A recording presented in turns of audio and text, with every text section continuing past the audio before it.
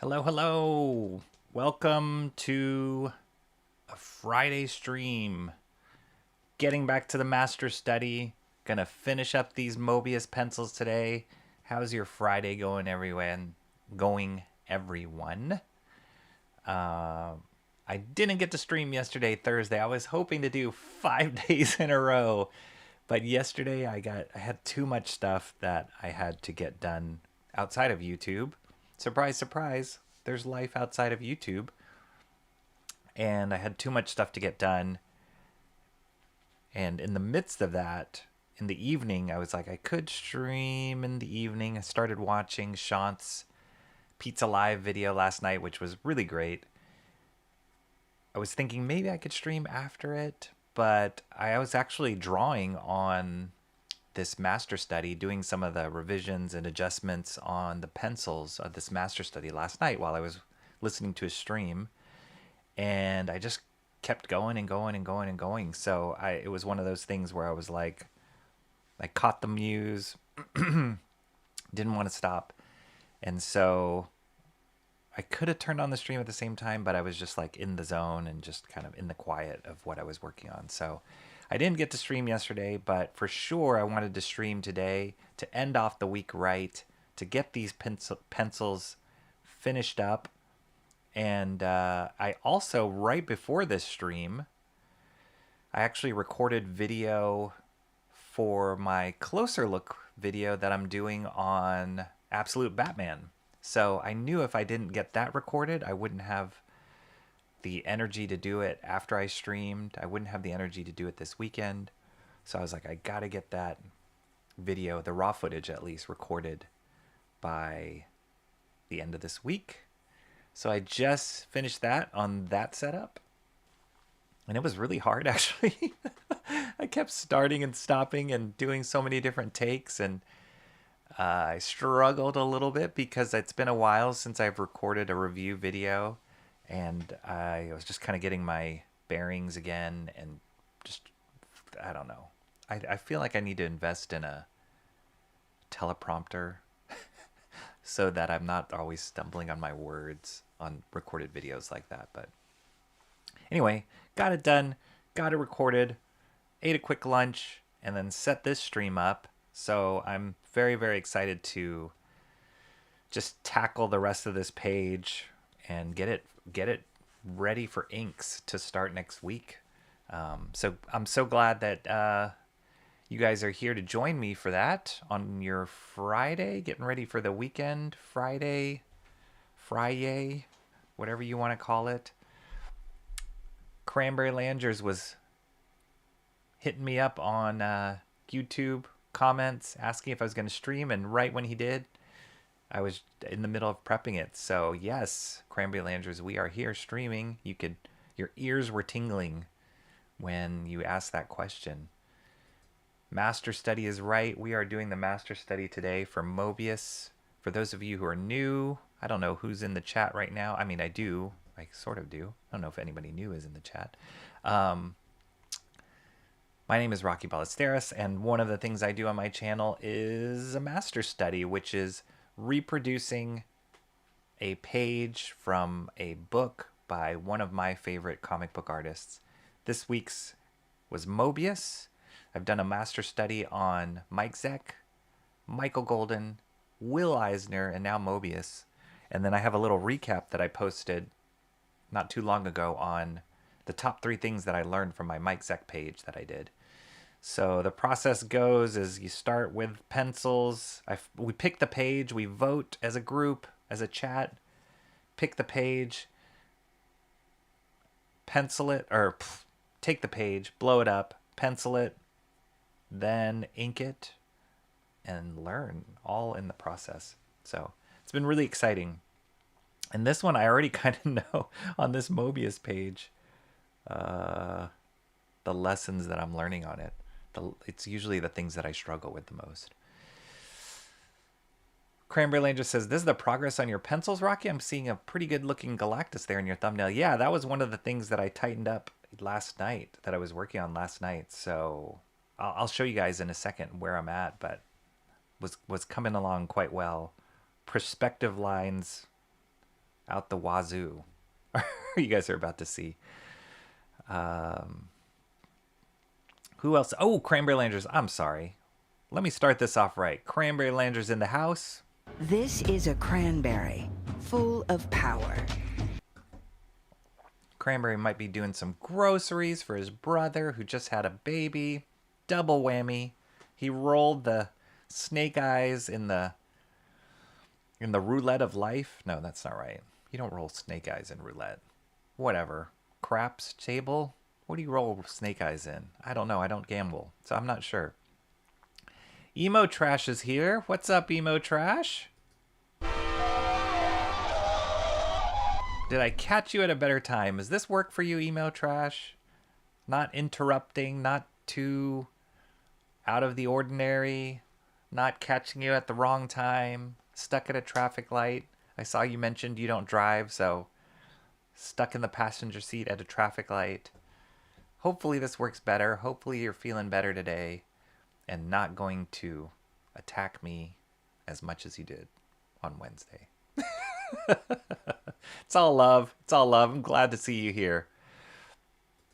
Thursdays and Fridays are usually dedicated to keeping up with the homework from class. Oh, that's cool. That's great that you don't have class on Friday. I love it. Like my kids in the past, they have like resource period, or they call it X period sometimes. And it's great to have that on a Friday because it helps ease you into the weekend or expand your weekend or give you more time to work on some stuff. So that's great. I think Friday is a great day to have off. And Thursday if you have Thursday off as well. Cranberry Land just told me I had repeating music. I know, I'm sorry. I think the last two times what happened was I'll start the stream and I don't put my headphones in because I'm puttering around and doing stuff. And so I don't hear what's being broadcasted. And if I were to hear what was being broadcasted, I'd be able to identify that it was doubling up. But thank you for letting me know in the chat. Hopefully that wasn't too annoying. The way that I find out about it before I put my headphones is it starts, I almost think it starts exponentially doubling up on itself. I could be wrong because it always seems like it gets really loud or louder. And that's when I start noticing it just like blaring from my headphones when they're not in my ears. So anyway, hopefully I can get into the right order of events so that doesn't keep happening, because that is really obnoxious, if I do say so myself, to have that being in your guys' ears before I start. Cleared up now. Thanks, Cranberry. Oh, hey, I see you've made it past 380. Well, fancy that. I know, isn't that cool? Let me look. I think it was 383 last I looked, which is amazing. 383, that is... We are 17 away from 400. Let's try and get to 400 today. Let's gather 17 strangers. All of you guys can help me out. Go on the Discords and the YouTubes and the TikToks and the Instagrams and tell people to come on in here. It's going to be a good time for Friday. It's worth the subscription. Come on in, join the party. This is a good one. Our last master study, Mobius Part 1 of Pencils, is doing great on my channel for some whatever reason it is. I don't know if it got mentioned on somebody's channel or YouTube just threw me a bone, but it's doing great. I'm super excited about that. I hope this stream does just as well, if not better. But yeah, let's get it in. 17 people to 400 is not too far. And that'll be really exciting. Then we'll be 100 away from 500. We'll be 500 away from 1,000. And like Cranberry Landers said earlier, in a blink of an eye, it'll be 10,000 subscribers. Just like that. No, you won't be forgotten. I know you wouldn't. You wouldn't let yourself be forgotten, Emo Trash. They're not in yet, Rocky. Wait a couple years. I know. Footnotes in the Rocky Ballesteros channel's history. Nah. You guys are etched forever in the annals of time in this YouTube channel. So congratulations to that. It'll be great. It'll be so great. There'll be, 2 or 3 years down the road, our beards will be long. Well, those of us who can grow, well, I can't actually grow a beard really. So our imaginary beards will be long. We'll be stroking them and we'll say, remember that time we only had 381 subscribers? Remember that simpler time? Now it's so complicated. How do we manage? How can we be moderators for 5 million subscribers? It's so tiring. Yeah. That'll be those. We'll long for the time where it was so simple like it is now. Emotress says, I'll be in a backlog somewhere with all my derailings. Yeah. You'll be infamous. The infamous. It'll be a legend. It'll be like Bigfoot or like the Loch Ness Monster. There's this like legendary emo trash that was out there derailing things. Spirit in the works. Comrade Sammy, how are you doing, Comrade Sammy, my friend? You're streaming. I have something interesting to watch now. Nice. I'm glad to hear that. I'm sure I'm the most interesting thing out there. I really think I am. Oh boy, but thank you for being here. This will be fun. We're close to tightening up these pencils on this Mobius page. It'll be fun. The top panel with all the buildings is going to be insane, but I have a little bit of a methodology to get through it. It'll be fun. Cranberry Lane just saying hello. Couldn't get in the way of Shant, obviously. No way. Mark's Music Obsessions here. Mark, how's it doing with one less British person in your household? How are you doing? Getting used to life going back to normal? I think I saw somewhere that Katie is already home, right? Yeah, she should be home by now. So maybe getting back to normal. Hopefully, let us know how Maggie's doing. I hope she's well. Hope she's on the trending upwards as far as recovery, and that she'll be back to normal in no time. Better to stay in the zone. Yes, it really is. And I think I've mentioned this before.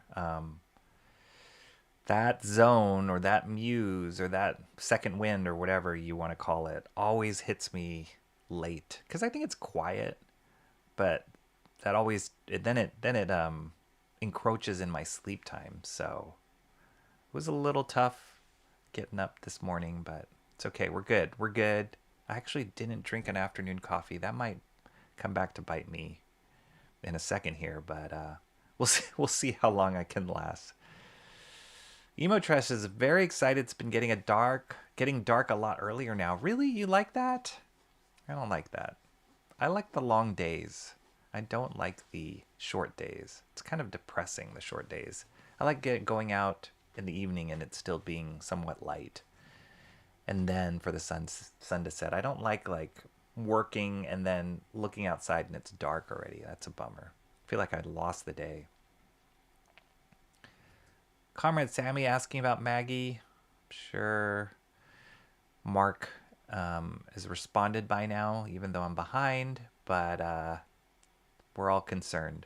From what I hear, people get an outline bullet points up at camera level to view during the recording. I do that a little bit. I do that a little bit, especially for my intros, but see if you guys can notice. You could probably notice in some of my videos. You'll see my eye like kind of shift downwards, and I hate that. It looks so unnatural, and it is unnatural. And so that's why I've seen some YouTubers who do pre-recorded videos. They talk about this prompter that you can get. It's quite expensive, and I would feel like such a dork to have a teleprompter, but it makes a huge difference to have eye contact with the camera as opposed to reading, seeing somebody talk, and then kind of read down. So that's just me. That's just production side of me, like trying to be a little bit more professional, but you do what you can do. Or you could just memorize your script, and I try and do some of that, but then that's also hard. And then, or you can just wing it like I do on live streams, but on regular videos, then they make them really long. So, you know. You roll the full house in the roulette of life. The full house. Yes, sure. There we go. Rolling the dice. I've said in my piece, I've said my piece, you're spared until your next transfers. Okay, she got it all. Emo Trash got it all out. We're in the clear, guys. Sinuses are better. Awesome. Than they were at the beginning of this week, so I'm currently significantly less doped up. Amazing. Whoo, 24-hour stream for 400 subs. Comrade Sammy dropping the gauntlet. I couldn't do it. I couldn't do a 24-hour stream. But I got to do something special for 400, right? Let me think about that. I have to. I mean, for sure for 500. That one's going to be something. But 400's that's a good number. That's a good number. So I got to think of something for that. I think the reason your audio is repeating is because you're trying to turn down one audio but get the stingers for the people in the chat at a high. And I noticed the repeating. It's actually just my YouTube window. I mean, there's some of that during the actual stream, but it's actually my YouTube window. If I have a YouTube window up and it has the audio on, then it'll feed back into the Ecamm audio. So, yeah, that's what happens. That's right. Walking Maggie, who is doing better. Back home, so nice. Yay, good to hear. I remember that time when you had 381 subscribers. House is much more boring again. Yep. I know, it's a bummer. It's like, it's one thing to leave. It's sad when goodbyes are sad. But it's one thing to leave wherever you go to visit or friends you visit. But it's another thing to be left. It's like, yeah. Because then there's kind of like a vacancy there where there wasn't before. So I get you. Emo Trash has not had any caffeine today. Maybe that's part of the reason why things have settled down. Ian Parker Art back in. Hello, y'all. Hope everyone is doing awesome today. Nice to see you again, Ian Parker Art. Glad that you are here, that you came back. We're doing more Mobius today. Awesome that you are here. I hate short days. Half the reason I hate winter. Yep, I agree. Yeah, let's make some coffee. Maybe we need to make some coffee. I might have to take a coffee break in the middle of this, but we'll see. Okay, let's see. Drink soda. I'm not a big soda person. Too much sugar. Too much sugar in the soda. I mean, I eat sugar elsewhere, but yeah, too much sugar in soda. Do a 72-hour stream for 400 subscribers. That's even better. 3 times better. One day I'll get you to do a 24-hour stream. Mark my words, Comrade Sammy. How are you going to do that? How are you going to bait me in doing that? That would be... If you could pull that off without me knowing, that'd be incredible. If I would miss people, I was walking and couldn't reach out, no problem. Katie said today she wished she were here. Aww. That's sad. That's sad. We wish she was back here too. But I'm sure her kids are very happy that she's home. All right, I caught up on chat. Nice. Thank you, everybody that's here. Let's get to the drawing. Oh, let me get this out of the way. I also have some other Mobius books that I pulled out for a break. I will show you through. Like I had mentioned last stream, I have quite a bit of Mobius. So I didn't show all of it last stream, and I will show more of it this stream. Alrighty. Check it out. Here we are. Let me move this aside. My big head is blocking the way. But here we are. Check it out. So what I did off stream from last time, what I did not on stream, like last night, what I was working on is I did some adjustments on Galactus's head. I really like how this is turning out. I did some adjustments on his head. His forehead was a little tall, so I had to shift his eyeballs up a little bit. I only could see the old eyeballs were there. I had to shift them up and kind of do some adjustments, some tweaks there, here and there. And then I tightened up his features there. I really love the nose, how the nose is turning out, and those lips, those craggly lips, turning out pretty cool. I started fleshing in more of these heads. I tried to get in some heads that I could like lock in, and I have some heads to fill in here, like these guys here. I'll be filling those out today. But I started tightening up some of the heads, as you can see, and tried to lock in there on those.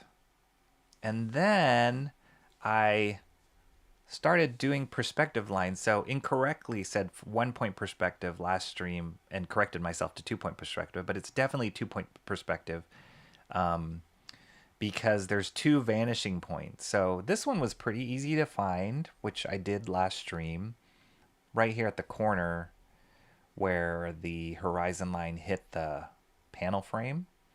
And so I started fanning that out here.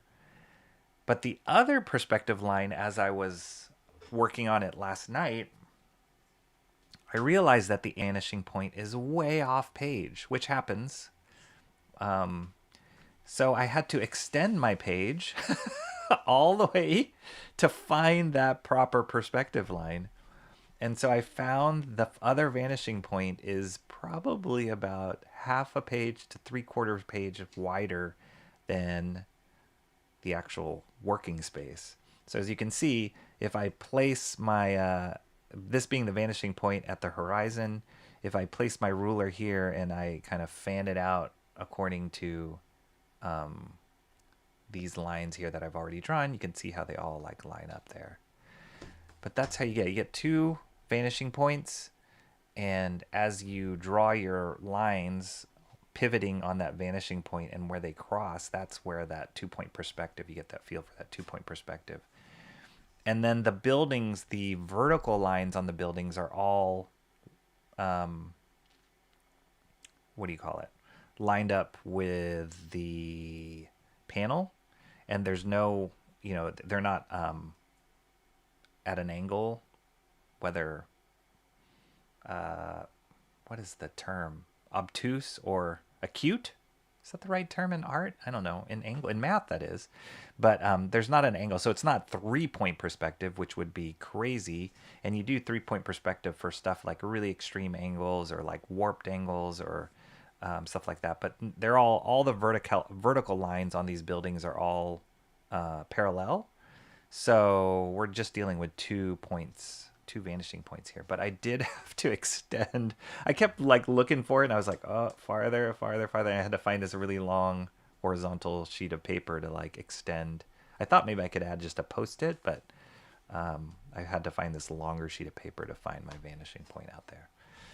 So that's where we are. And so I laid down some lines here, like a grid somewhat. And then some of it will be, as you can see in the original, some of the buildings are pretty defined according to the perspective, which is why I tried to define them here and kind of lock into them here, those shapes here. But then I can tell he like freehanded it, following the perspective, but he kind of freehanded it and just did some indications here and there. So I will do that. There's no way in HE double hockey sticks that I will be able to match exactly all these marks that he did, but I will try my darndest to get it to feel as the level of detail that he did here, which is really great to see. Background perspective is, spoiler alert, going to be one of the things that I'm going to talk about in the top 3 things I learned from this Mobius page, because it's really cool to see how in the foreground he defined buildings a lot clearer, a lot more solid.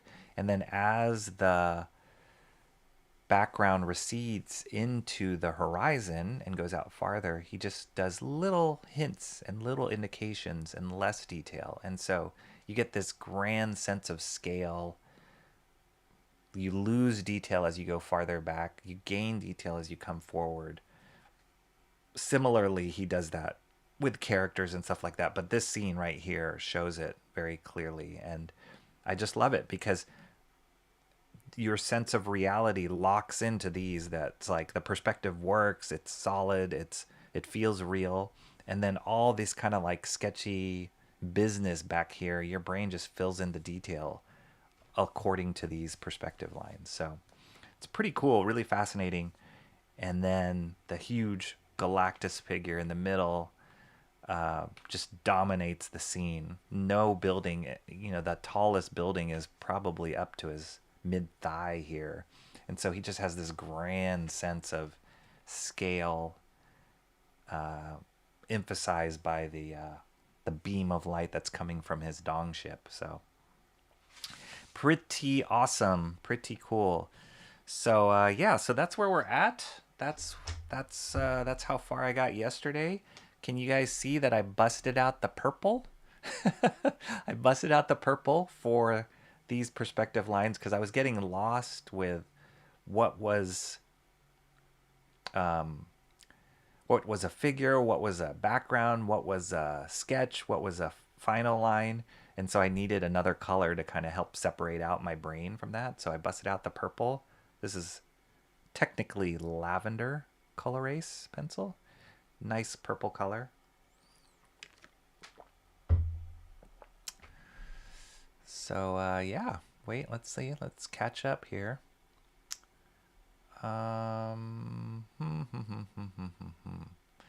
Ian Parker Art says he loved the last Mobius stream, wouldn't miss the following. Thank you, sir. So glad to have you here. Welcome, welcome. 7,000 hour live stream, Rocky. No bathroom breaks or sleeping. That would be horrific. That would be horrific. I still love the red and blue pencil look. Yes, me too. Got to just do a whole comic in red and blue pencil. Actually, this is totally off topic, but I saw recently that they Marvel released a Deadpool. Oh no, it was a New Mutants. What was it? Was it issue 80? Whatever the first issue that Deadpool. I should know this. That Deadpool appeared. The famous Rob Liefeld first appearance of Deadpool.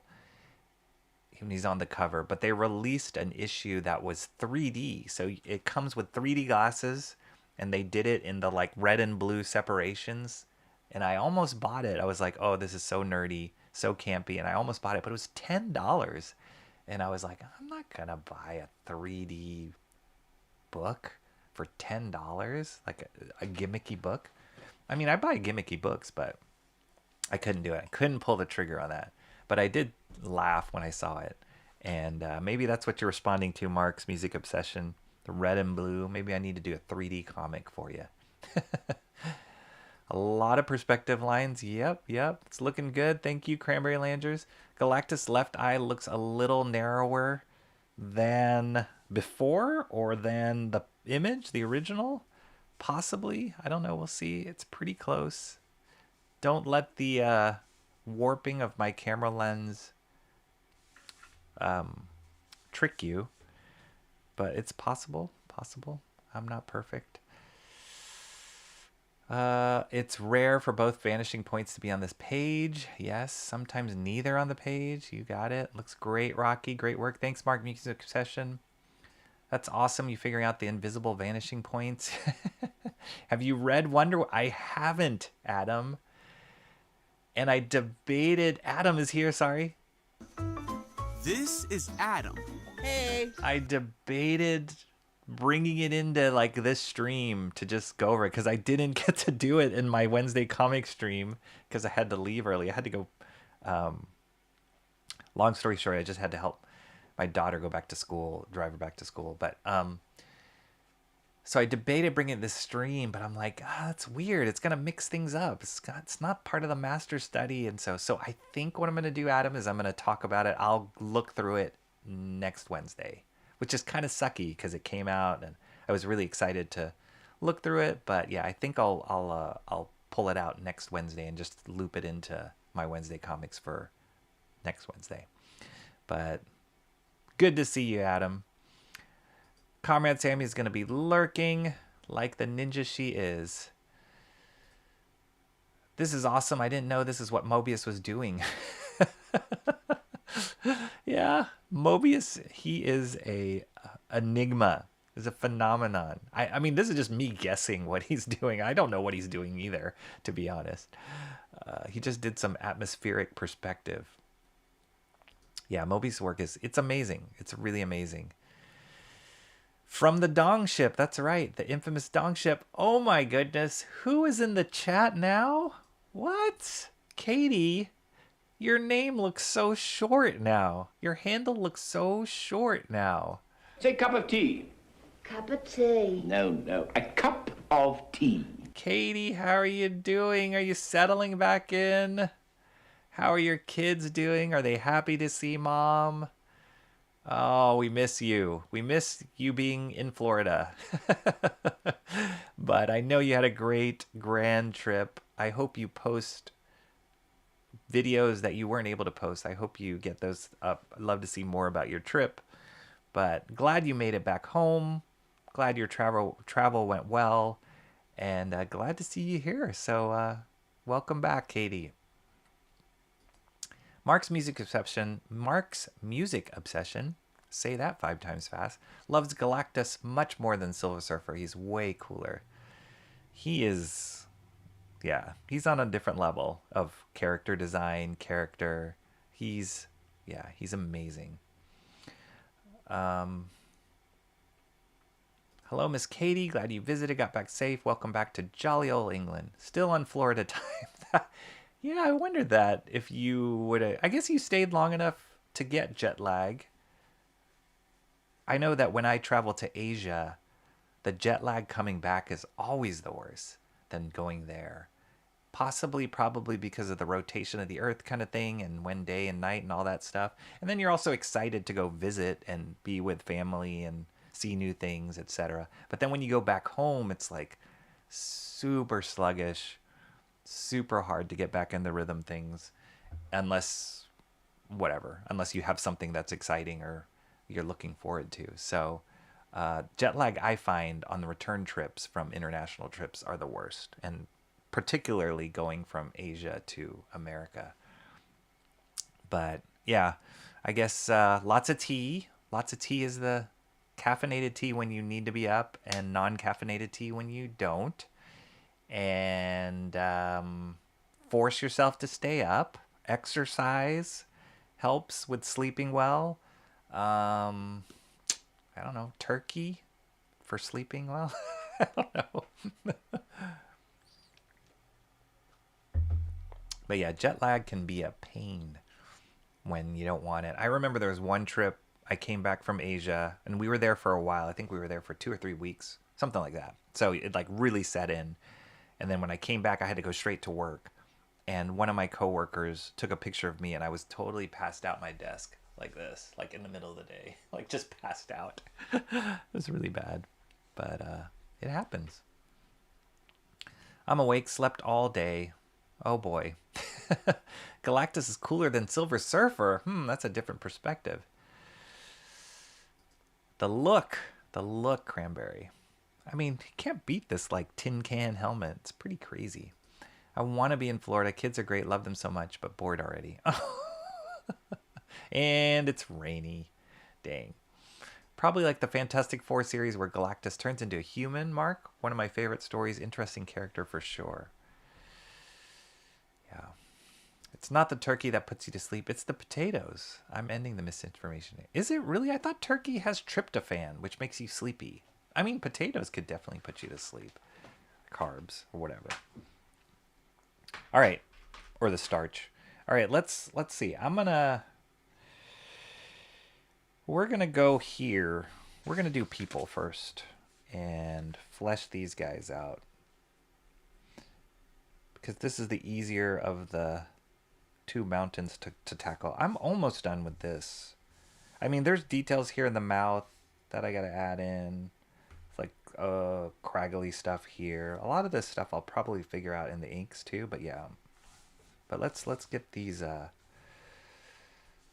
faces going. first. I love the expressions on, as I was doing these, like all the expressions were great, like totally freaked out people. And most of them had these like dot eyes. The tricky thing too, I noticed as I was working through the faces, that if you don't get the dot eyes kind of all looking in the same direction, it really messes with the intent of the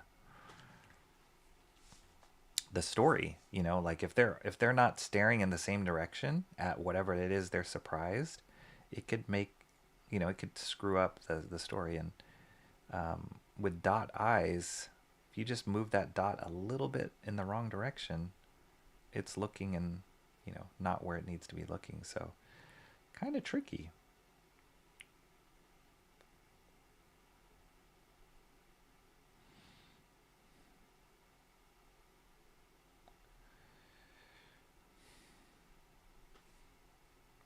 I love that. For those, I know a lot of you guys were watching Sean's stream last night. That movie was great. It was really fun. The Vincent Price movie. It was really fun to work. I don't think I've ever worked, been drawing while I've watched Sean's stream, his pizza live stream, and it was really great. It was just fun to have it in the background going, and that was part of the reason I couldn't participate in chat so much, because I was drawing while I was listening. But it was a good movie, good commentary, and it was fun to see a youngish Vincent Price.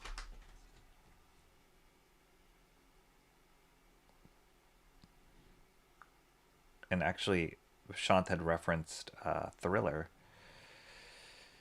when he was talking about Vincent Price, and that's part of that clip of Vincent Price laughing in the Thriller soundtrack is part of the sound effect that I added for Shant, if you guys didn't notice that.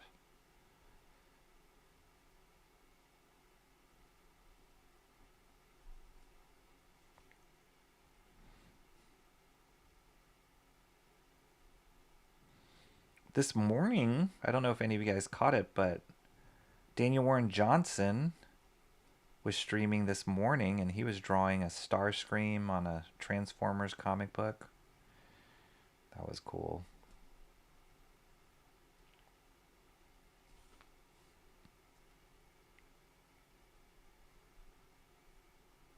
And then I also heard back from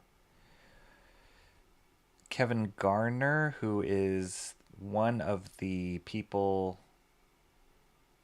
spearheading the Jason Pearson Artist Edition of Body Bags. I just heard that they funded, that Kickstarter funded, which is awesome. Funded on day 2. And makes me super excited as somebody who backed it. That will be happening. Very excited about that. There's no way I was going to make that or let that not happen. That just had to happen.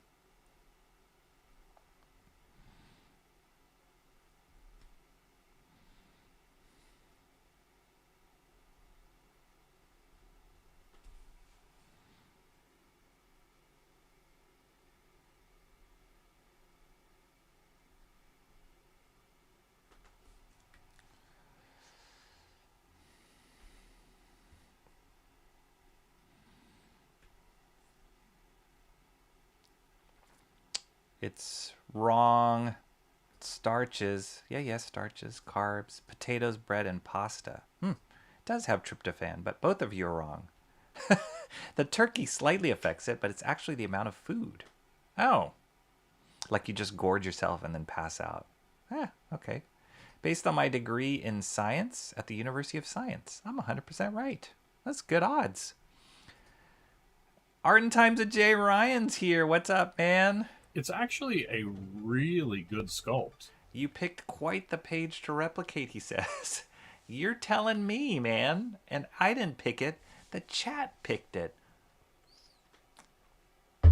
that's part of the torture of all this is the chat gets to vote which page. I mean, I give them the choices, so I guess it is partially my fault, but then they pick which page it is that I do. So blame yourselves. No, this is a good one. This is a really, really good one. Very difficult, very challenging, but lots to learn. That's the whole point, is just to learn. I keep telling myself it's really easy to get like caught up in the details and get too perfectionistic and too idealistic of what this page could be and what it should look like at the end. And I just have to keep reminding myself it's just to learn. It's just to learn. Nobody, this is not for a job. It's not to prove anything to anybody. It's just to learn, as if Mobius himself was trying to teach me things. So yeah, that's freeing for me at least. And I need to remind myself of that on a daily basis.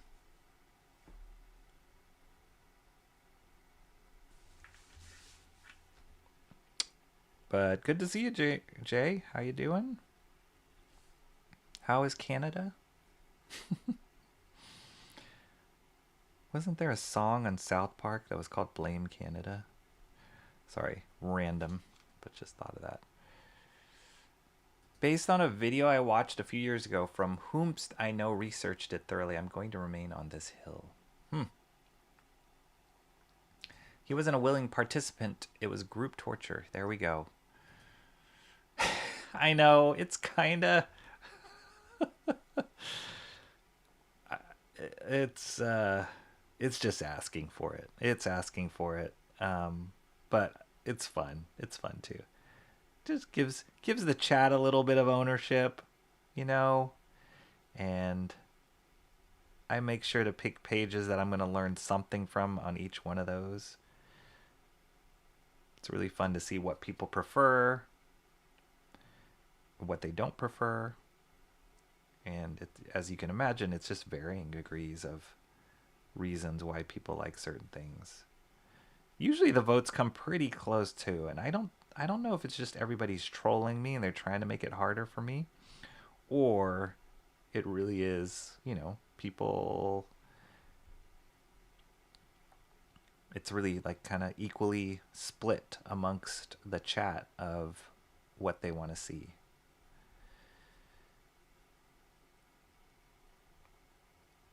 But yeah, I gotta be careful. I gotta be careful. Maybe that's one of my lessons. The lesson is don't ask the chat which page to replicate, because they're always gonna pick the hardest one.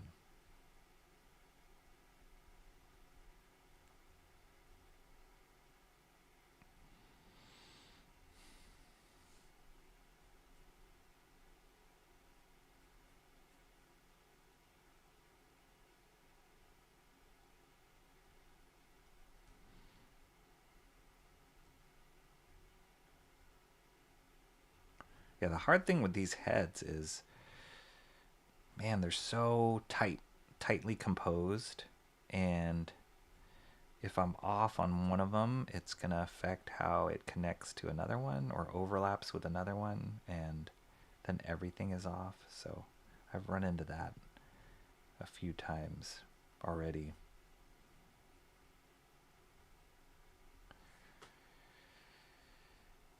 And also trying to just give myself some space to be a little bit off, not get it perfectly.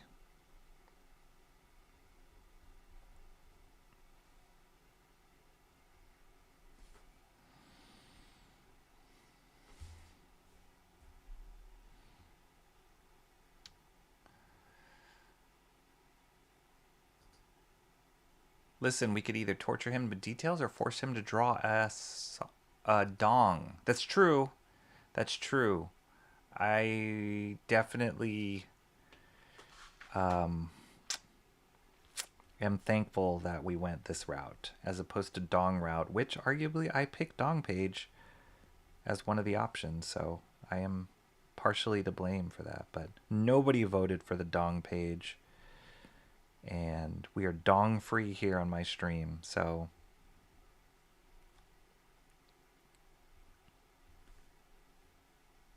that's a good thing. That's a good thing.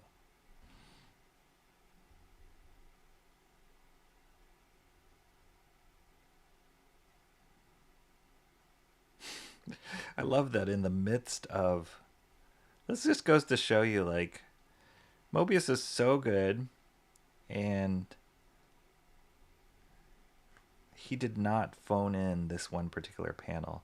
But it's so cool because, you know, so the story point in this panel is that Galactus just landed, and he's making this grand entrance to basically tell the world, I am going to destroy you, and I am Galactus, the World Eater. Classic comic book moment. And this panel shows the reaction of the world, or the humans on Earth, to this big announcement, this big invasion. And your natural instinct as the artist is like, oh my gosh, well, this is really dramatic, and how would I react if I saw a huge being like Galactus come in and basically claim domination over the world? This could be the end of the world, yada, yada, yada. And so all these characters are so varied and different, and they're having different reactions, and they look differently, different costume. So that is already amazing. But I love that Mobius gave this one dude, like, spent the time to put a cigarette in this guy's hand. Like, he's not that impressed with Galactus. But affected enough that he has to take his cigarette out of his mouth.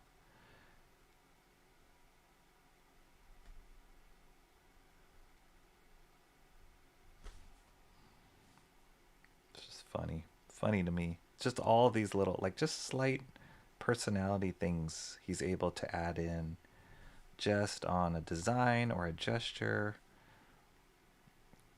That's why he is the master.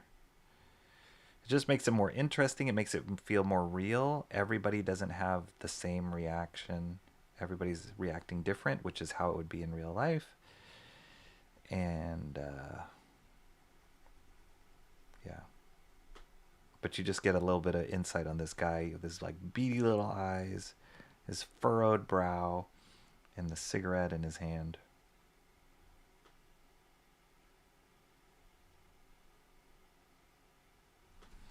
He's got these kind of, like, stumpy mignola hands.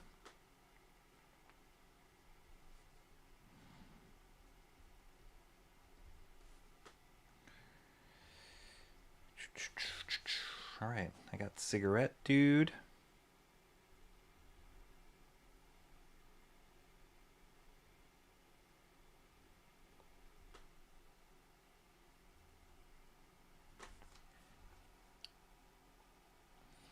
The Last Man on Earth is a great movie. Unnerving, very unnerving. Yeah, that was a great movie.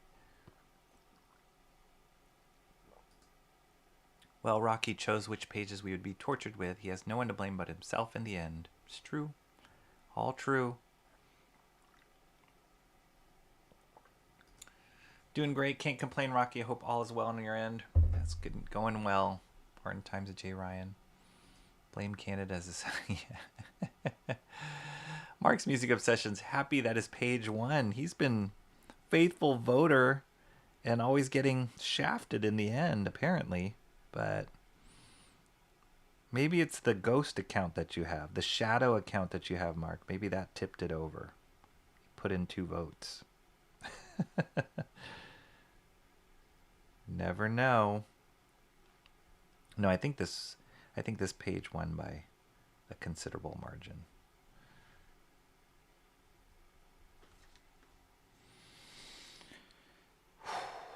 Okay, let's see.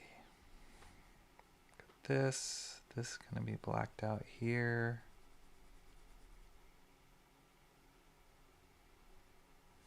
This is blacked out here.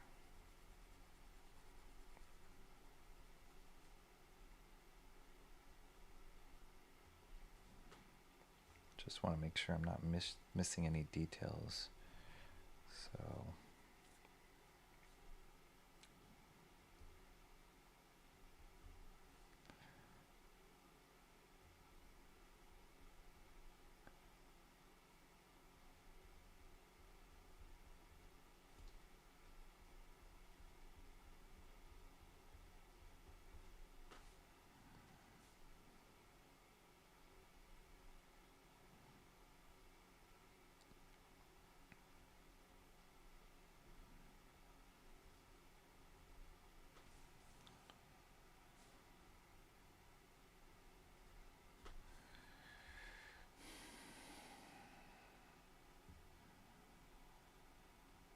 I believe in Rocky. He's more than capable of replicating this.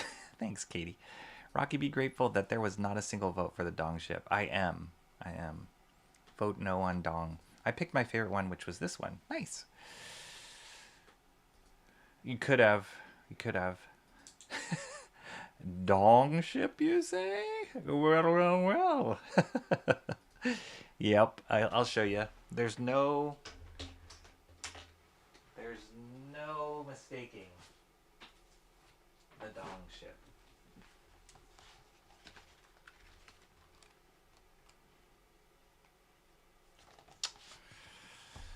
What do you think, Jay Ryan? What do you think? This was one of the pages that I was asking the chat to vote on. And it's a cool page. I mean, look at that middle panel. This is incredible, a middle panel.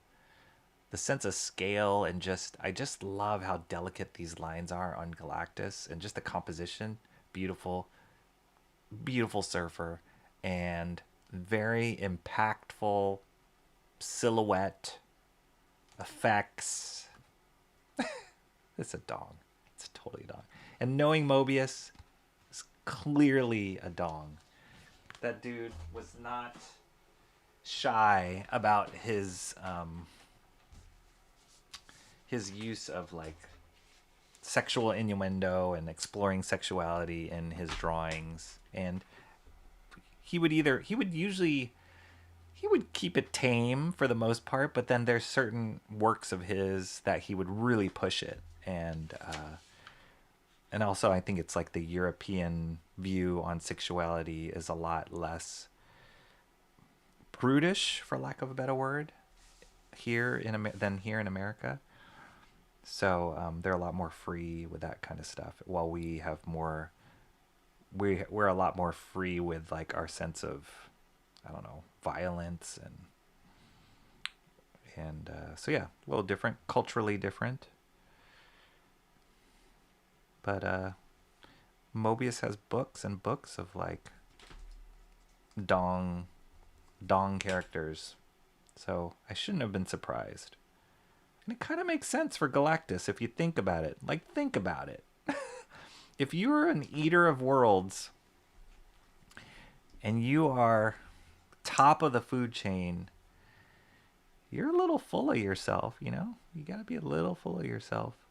And yeah, I don't know. It's like he was just trying to let everybody know at all times that he was the big man on campus, right? So makes sense. If anybody's gonna have a phallic shaped ship, it would be Galactus.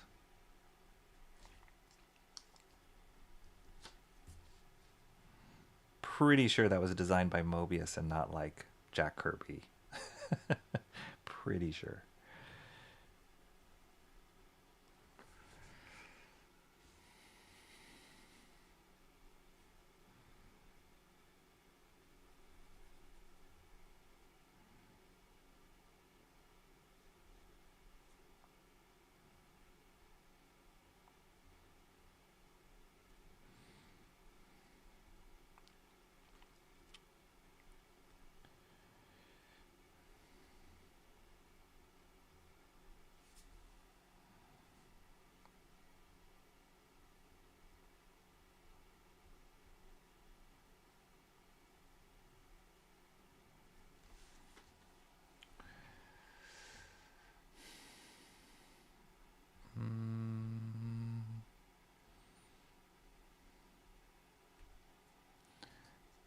Never be dong free ever.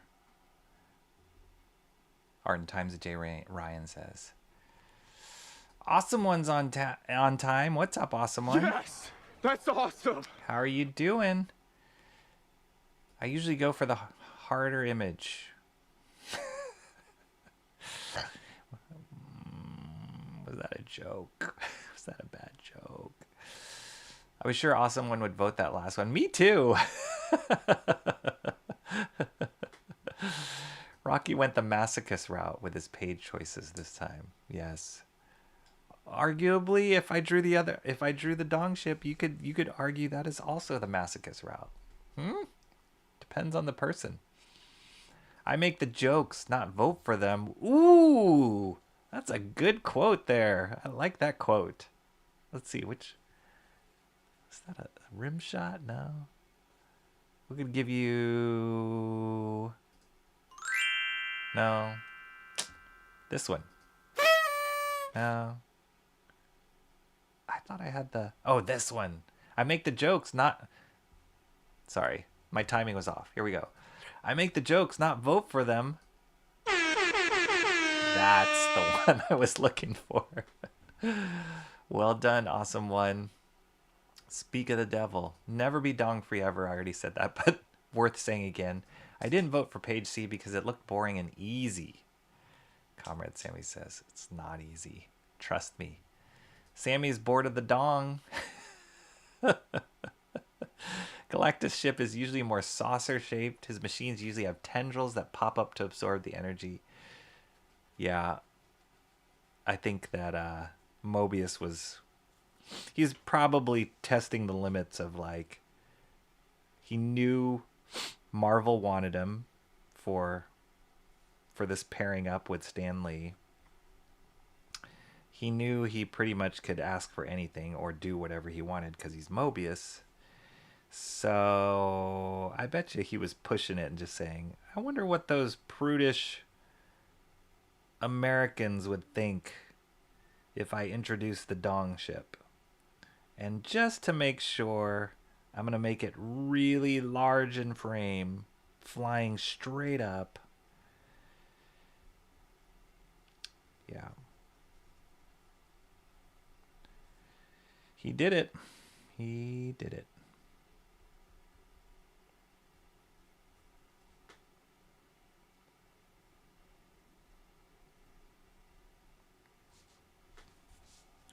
All right, cool. Making our way across here. Oh, I got this dude's face. Vampire Trader and Last Man Alive. She also smoked. I too wish to do something at the moment, but it would seem I've somewhat run out of inspiration to draw. Draw Mobius. You draw the dong page, Emo. I'll send it to you. I'll send you the scan. I like this page. I like the craggly lines in his face. Yeah. This face is the best. This is this is the best panel on the page. I love it. I loved drawing it. And I can't wait to ink it.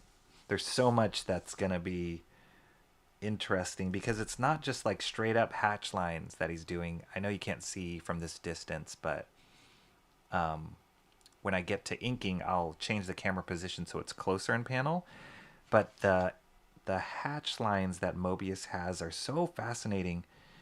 They have texture between the hatch marks. So it's like there's a hatch mark, hatch mark, hatch mark, hatch mark, and then within he draws texture or surface, and it just adds to the craggly feel to it. And then he'll do these lines, and then it'll get broken by like a crack on the face, and then continue the line, and then do a dot at the end of them, or a couple dots at the end of it. So it's just this awesome like built-in texture that's indicated with just the inking. It's really cool. Can't wait. Cannot wait to ink that. Other than elites killing Vincent, I don't understand why they killed him unless they were the smart vampires. I love that we're still discussing it the day after.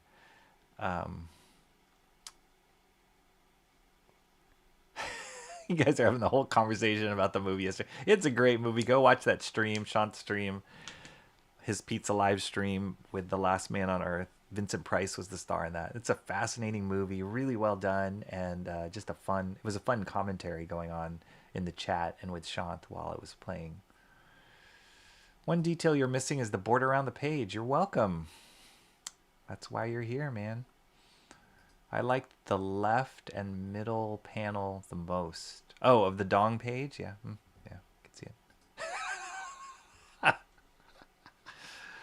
Well done. Well done. Art and Times of J. Ryan. Well done. It's just a joke. Just writes itself.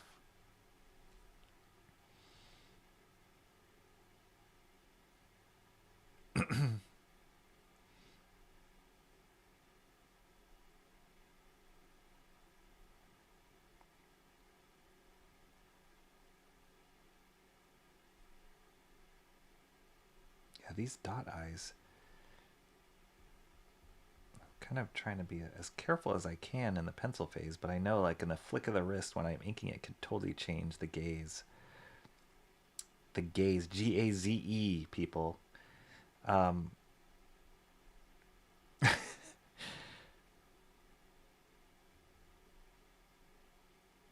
It actually looks like the guy's looking down a little bit on this panel, as opposed to at us.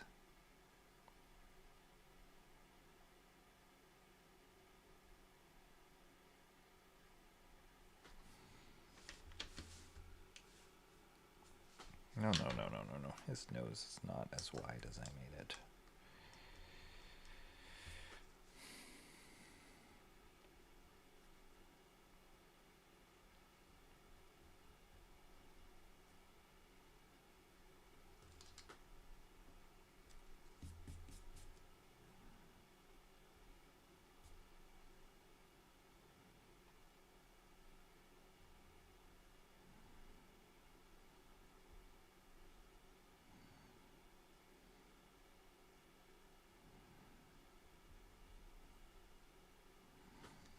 I think I'm going to have to switch to the good old red pencil to kind of see some of these details a little bit better.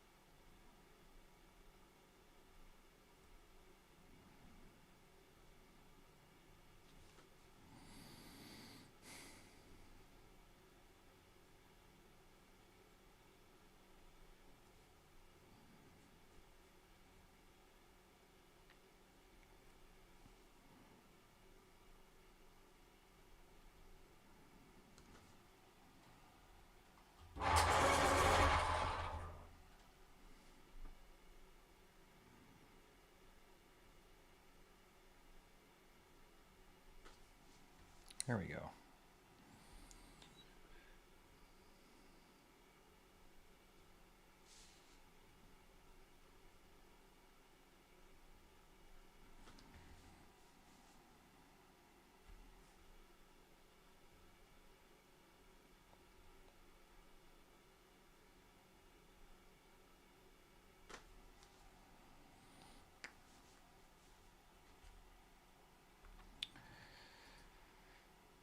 Yes, perspective is hard.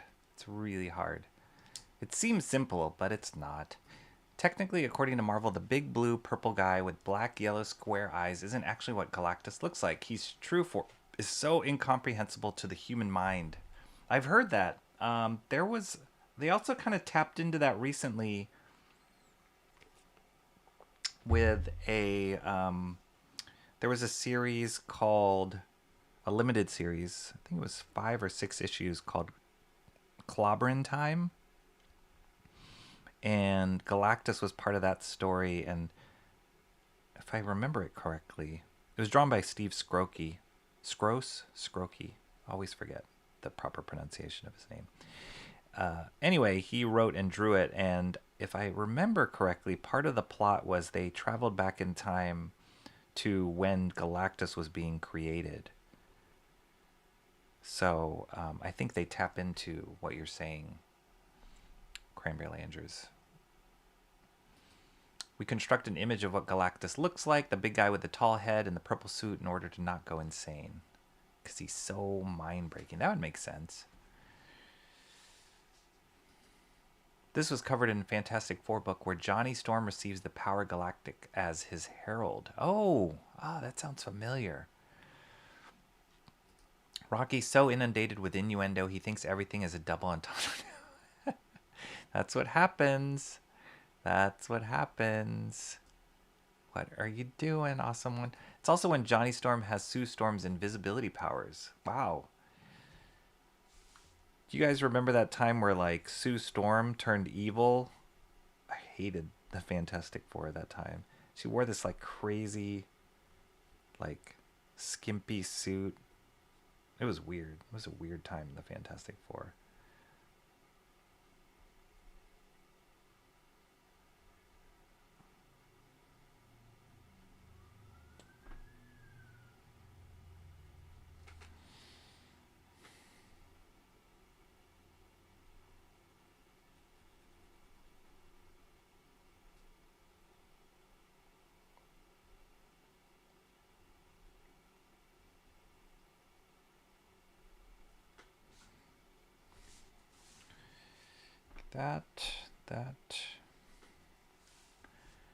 This guy.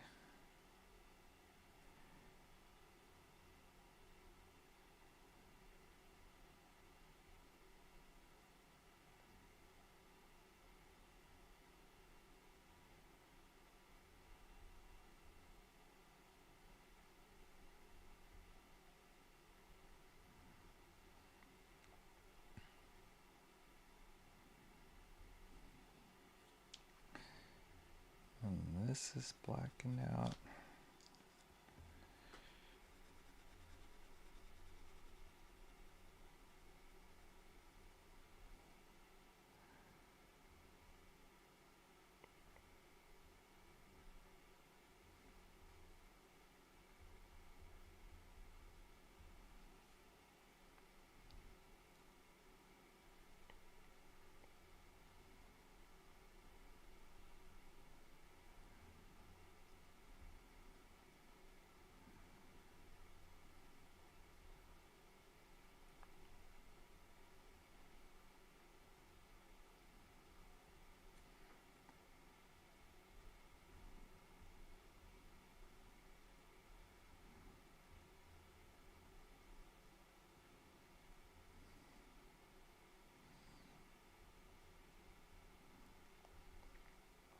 Kind of cool just seeing all these characters in one spot that Mobius is just designing on the fly.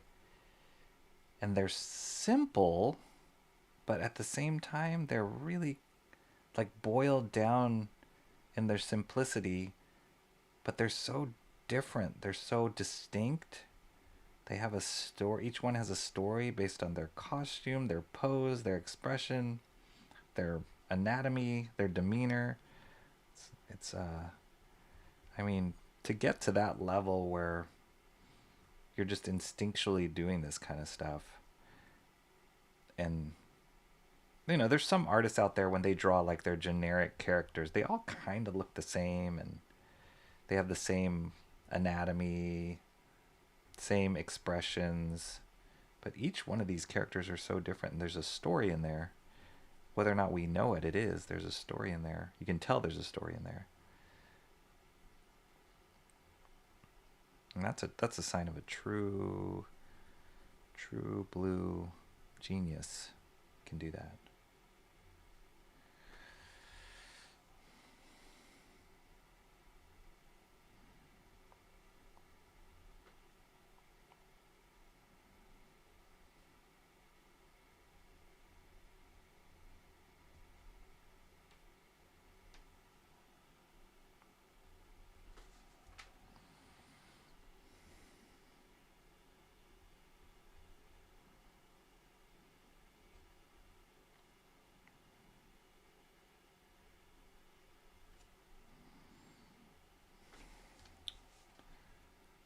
I've talked about ears before on stream, like how people simplify ears. Everybody does it differently, but even the ears, everybody's ears are different. It's not like he's drawing the same squiggles for everybody's ears. They're all different. Man, stop being so good, Mobius.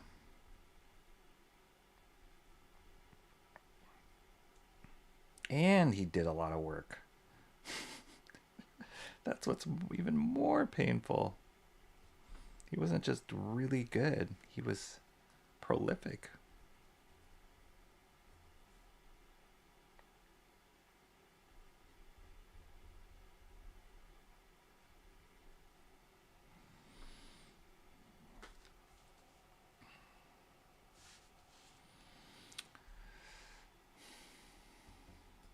Zaid Comics back in the house. Yo, Mr. Rogue. What's up, Zaid? It's rocky, but that's okay. We let it go. Hey, ya Phil. Hey, ya Phil. Hey, Chad. Timmy Mello's in the house. What's up, Timmy Mello? Where are we? Oh, here we go. And the Guardians are headed to October. In and out due to work. No problem, Timmy Mello. Good to see you anyway. Tehran reports explosions. Oh no. Jeez Louise. What's going on, people?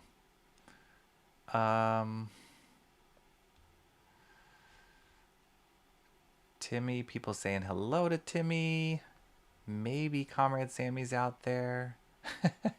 Sammy's buying the drinks. The person that's not here pays for the bill.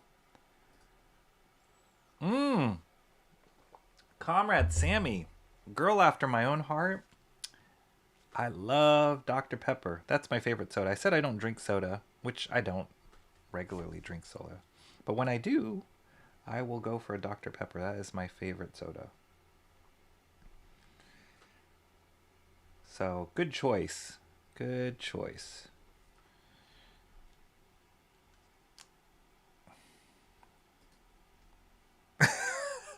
Dang.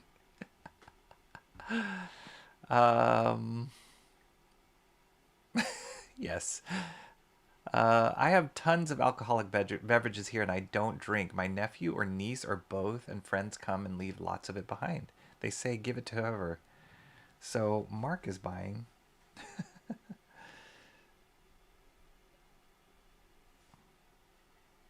Why do they leave it with you? They don't want to take it? That's odd. Does your mom drink? My parents will drink, but they'll drink like the cheapest stuff you can get. Like they'll get like Trader Joe's box wine or something and they'll be like, yeah, we're drinking a glass of fancy wine.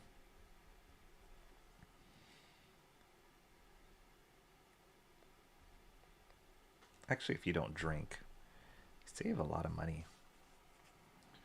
Definitely save a lot of money, especially on a Friday. But then, it's a conversation. So, the only issue with that is when you go out to parties or like after work things, and then everybody's drinking, I always felt kind of lame being the guy that ordered the Dr. Pepper from the bar. Maybe that's just me, but I always felt kind of lame. Or if somebody will say, oh, you should try this drink, blah, blah, blah, and I try it, like, I just could never get through it. And I'm like, I don't know if I can stomach spending however much it was for a drink and just not finishing it. Didn't seem right. So yeah, weird things when you don't drink regularly. Social things. I actually didn't drink coffee for the longest time until maybe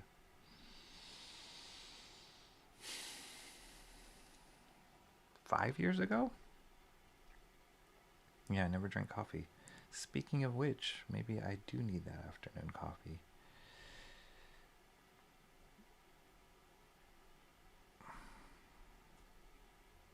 But yeah, I didn't. And I saved a lot of money not drinking coffee too. But now that I do drink coffee, I'm like, How did I survive without it?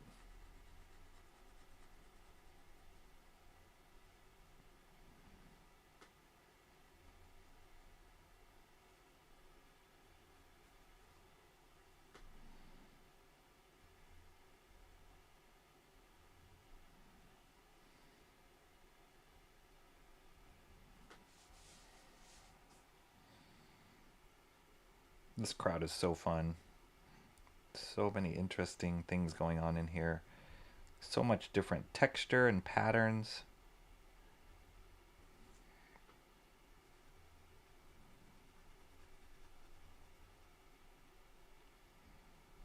There's like some plaid going on here. The guy in the back. There's like a trucker hat. There's a girl wearing some sort of like Elizabethan dress back here. Princess Leia is back here.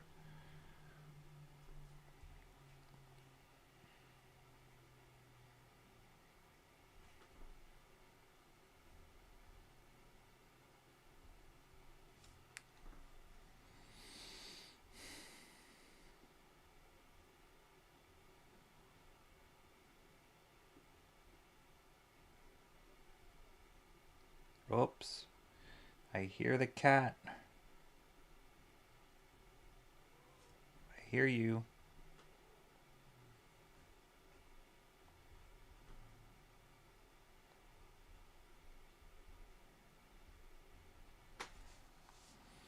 Cool.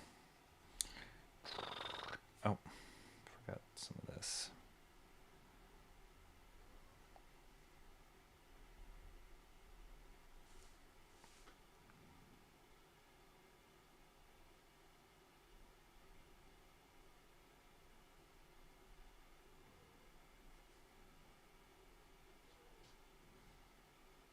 Hang on, cat.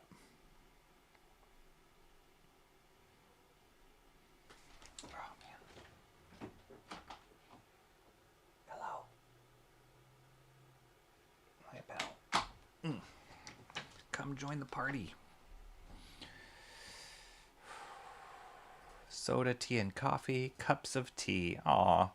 Just a photo of massive explosion. Oh, boy. What is going on in the world? Awesome one will take a Long Island. Go. Mark's music obsession mostly lives on coffee and flavored water. Tons of Gatorade Zero in the summer. I find Gatorade a little sweet. I can't even finish one Gatorade when I drink it, like if I'm either like exercising or playing a sport or something. I can rarely finish one Gatorade because it just feels too sweet for me.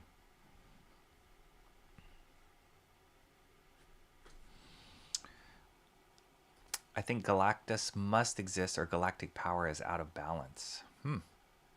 Ben Grimm's bricks are his epidermis. He was a being from the universe before the Big Bang. He's a force of the universe like the Phoenix Force. He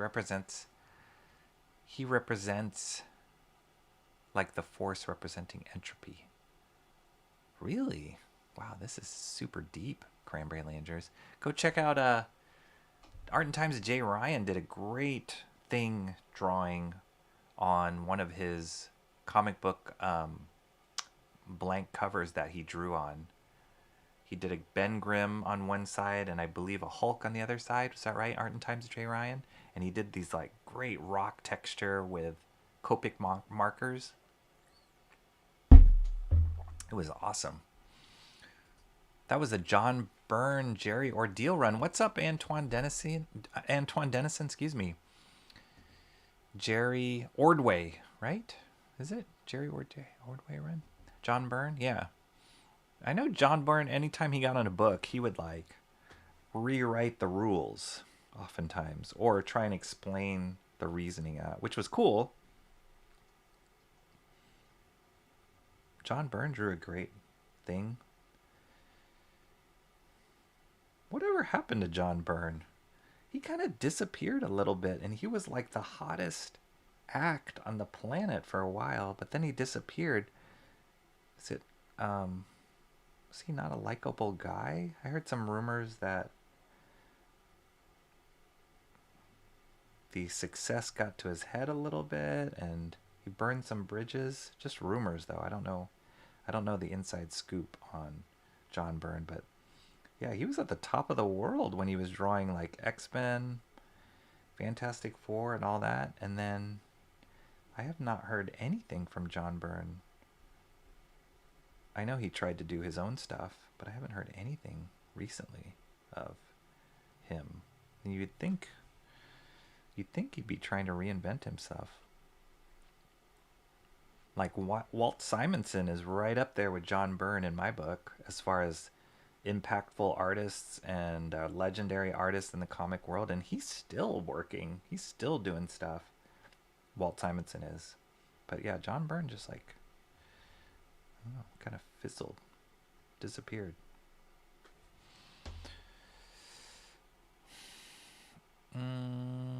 I do remember her dressing in spikes. Yeah, that was weird. Just saw Cherish posted on Insta, but she ain't in here. For shame. Cherish did? Nice. Like about this stream? Oh, thank you, Cherish. You also find out she really phones it in when superhearing usually. 13 watching, 9 likes. Come on, people. Let's balance those numbers. 14 watching.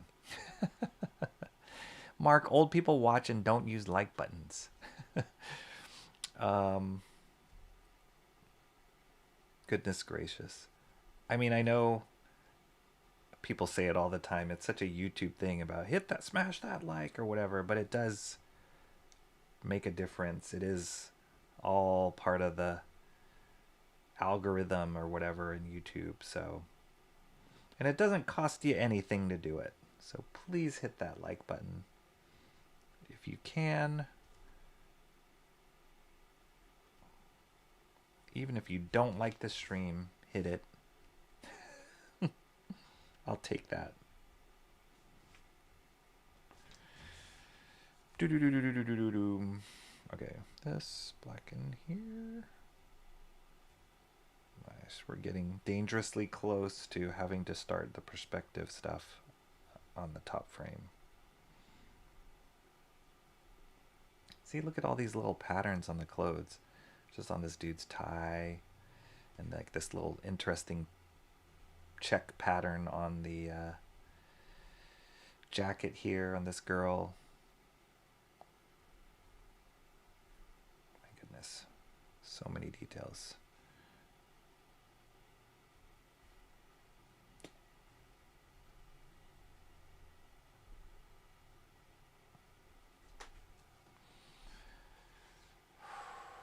Sue Storm as Malice wasn't the best, but that gave her a great character growth. Yeah, I guess she was kind of one note a little bit before all that happened. I just felt like her design during that time was like not good. An artist that first helped me start considering proportion and scale was Michael Golden. Wow, my favorite. Love that guy. Michael Golden's amazing.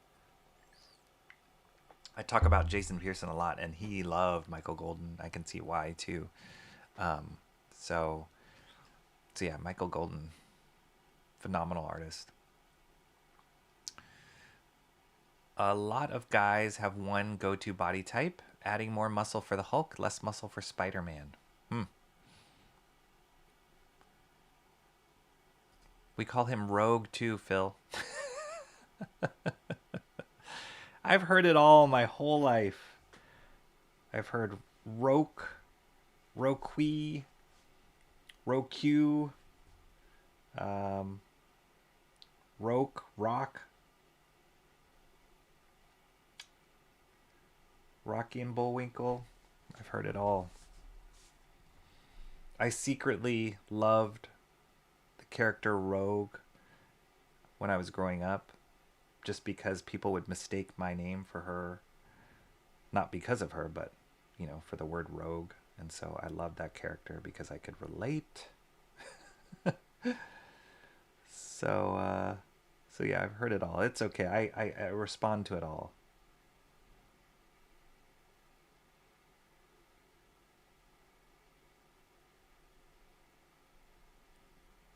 Also, it's tricky with fonts because the Q, lowercase q, sometimes doesn't read as a lowercase q. Oftentimes reads as a G. So I get that mistake all the time.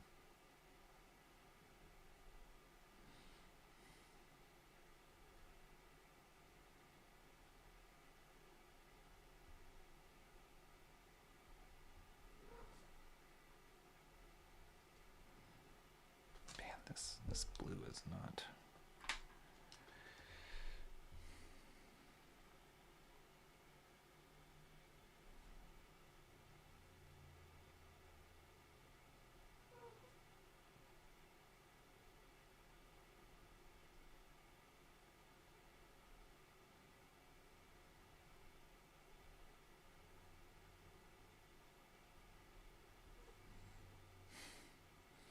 Interesting face right now I'm working on. It's like Baron Munchausen looking character in the background here.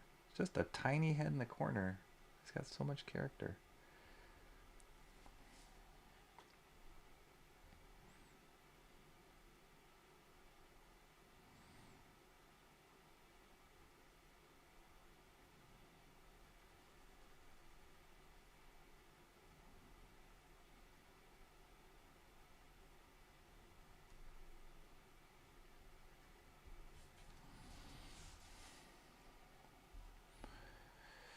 Pib Extra is better. Emo trash.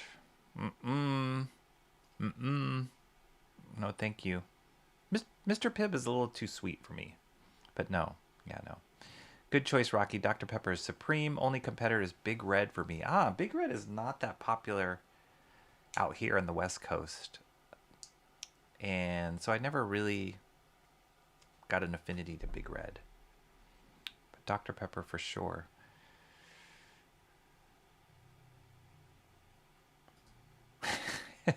Better than that, emo trash. I think Dr. Thunder, Dr. Pepper is too expensive. Dr. Thunder? Huh. I've never heard of that. Dr. Thunder.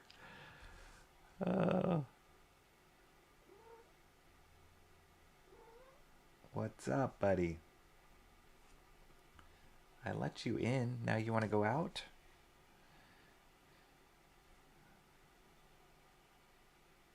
Gosh, this is the tiniest eye here. You want to go out? Okay. Bye-bye.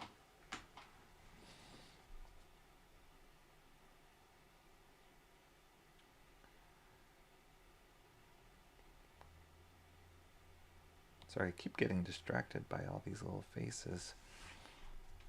I need to make a concerted effort to catch up on the chat so I don't get too far behind. I know that's probably... I'm already too late on that, but let me just get this one crazy dude's head out of the way. I got one more head. And then we'll be done with these faces, I think. Oh, wait, here's some... I got one more head, that bottom left corner. Looks like a punk or something.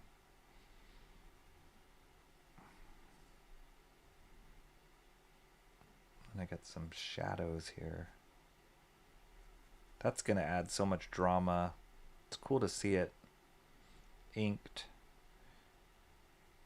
But the shadows add so much drama to the moment. The lighting.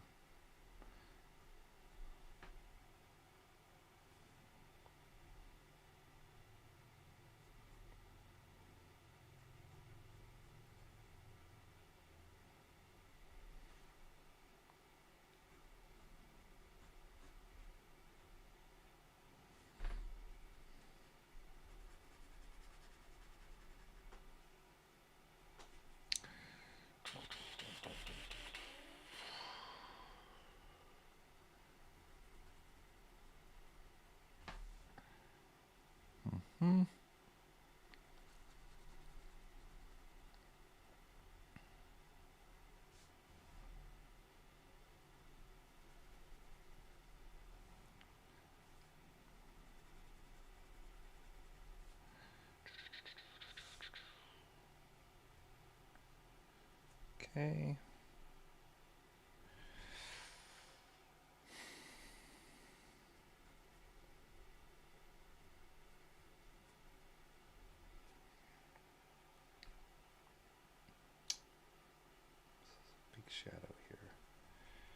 All right, let me catch up in the chat. I'll do that last face and then on to the perspective. Yikes. Safeway has a generic Coke, and I like it better than Coca-Cola. Really? I like Coca-Cola. Pib is the superior. I will remain on... You will remain on any hill. Emo trash. I had the sweet tea tonight with my catfish. Nice. Dr. Pepper is still good, don't get me wrong, but Pib tops it. My gosh. Pib is good or Barks. I do like Barks. Good root beer. Oh, throw in the chat what root beers you guys like. I do like Barks. I don't think I've drank root beer recently. I used to be really hooked on Schweppes ginger ale, and we had friends that would like, you could only get it at a certain store. This was when I was living in the East Coast, and they kept talking about this Schweppes ginger ale, but they got me hooked on it, and it wasn't easy to get. I think I want to say it's a Midwest thing. I'm not sure.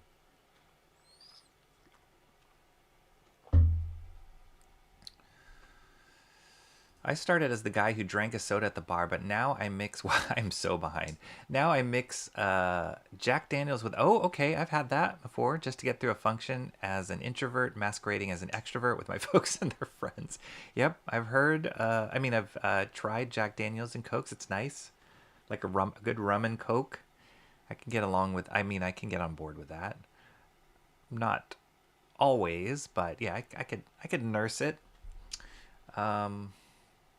Mexican Coke is good. It is good. They say it's the sugar, right? The cane sugar. They sell Mexican Coke at Costco that you can buy in the bottle, right? It doesn't come in the can, in the bottle. I know people that love Coke in the can. Something about that metally cooled in metal taste.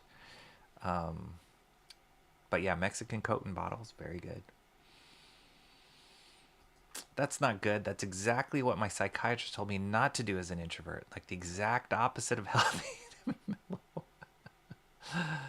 Almost bought some Mexican soda, but got an orange Monster instead. That's why I said Gatorade Zero. Oh, I guess the sugar content in Gatorade Zero is less. Right. Yes, you're correct.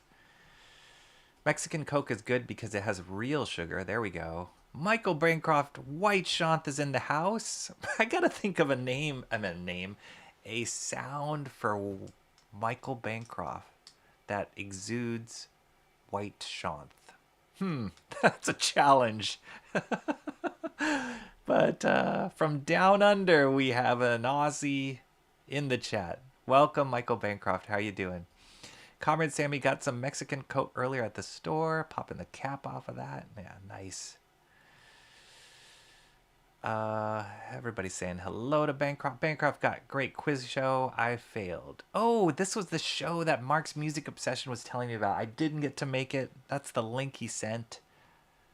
You got people in the chat here supporting you, Michael Bancroft. But yeah, your quiz show. You do all sorts of cool, fun events on your show. I gotta watch them more. For some odd reason, when you stream... I know a few times it's collided with something. I think it's like dinner time or something. It's collided with me, my schedule here. So I always miss the live events. But thank you for showing up and coming on here. Ordway, yep, got it. John Burned Out. That deserves a... Isn't John Byrne making his own X-Men comic? Is he? Really? Like... through Marvel, or like he's doing a mutant comic book that is like the X-Men but not calling it the X-Men? Is he really? That's weird. I don't think I've seen it on the racks. Yeah. Liquid Courage. That's right. John Byrne still draws comics. Man, I'm behind. Sorry, guys. A lot of folks don't like him. True. He was kind to me. Auctioned a piece of mine in New York for charity. Really? Wow, that's awesome. Yeah, it seems like, from what I've heard, just rumor mill, that he rubbed a lot of people the wrong way. Maybe he just got too big for his own britches, or is just his personality, but there was a point in time where he could draw no wrong, and I grew up on a lot of his stuff, the whole Dark Phoenix saga, all of that. Where's that? Yeah. Like the John Byrne, Terry Austin, Chris Claremont combo was unbeatable. Look at all the hairs he drew on Logan. My gosh. This was just unbeatable stuff right here. So much appeal, design, great storytelling. We all know this classic image. I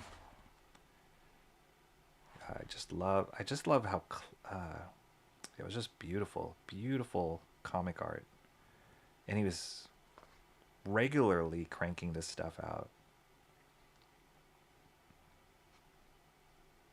Oh my gosh, I haven't looked at this in a while. I need to reread this.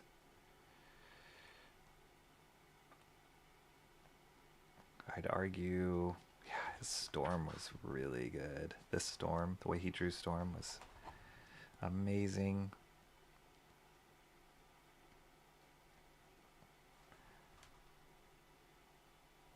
Great splash page. I loved Gladiator, this character. Remember I was telling you guys I played the Marvel superheroes, like the Dungeons and Dragons, but with Marvel characters?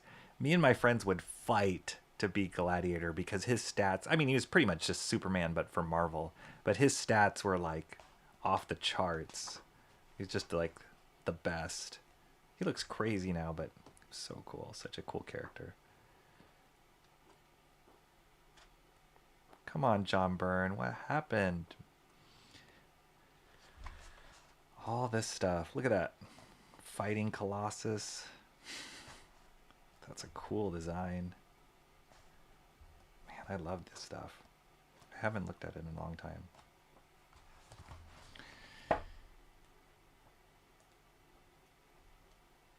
Yes, Kitty Pryde was great. Man. What happened, John Byrne?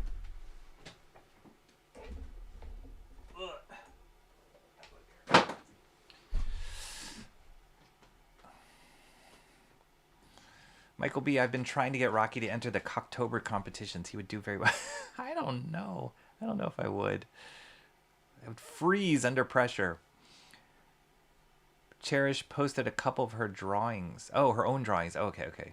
Phil is doing his show in 2 minutes. All right, check out Phil's show. Yeah, he does a Friday show. Oh, shoot. Am I sorry. Don't mean to overlap on that show, Phil. Oh, hold on a second. Just gotta check my messages. Just make sure nothing happened.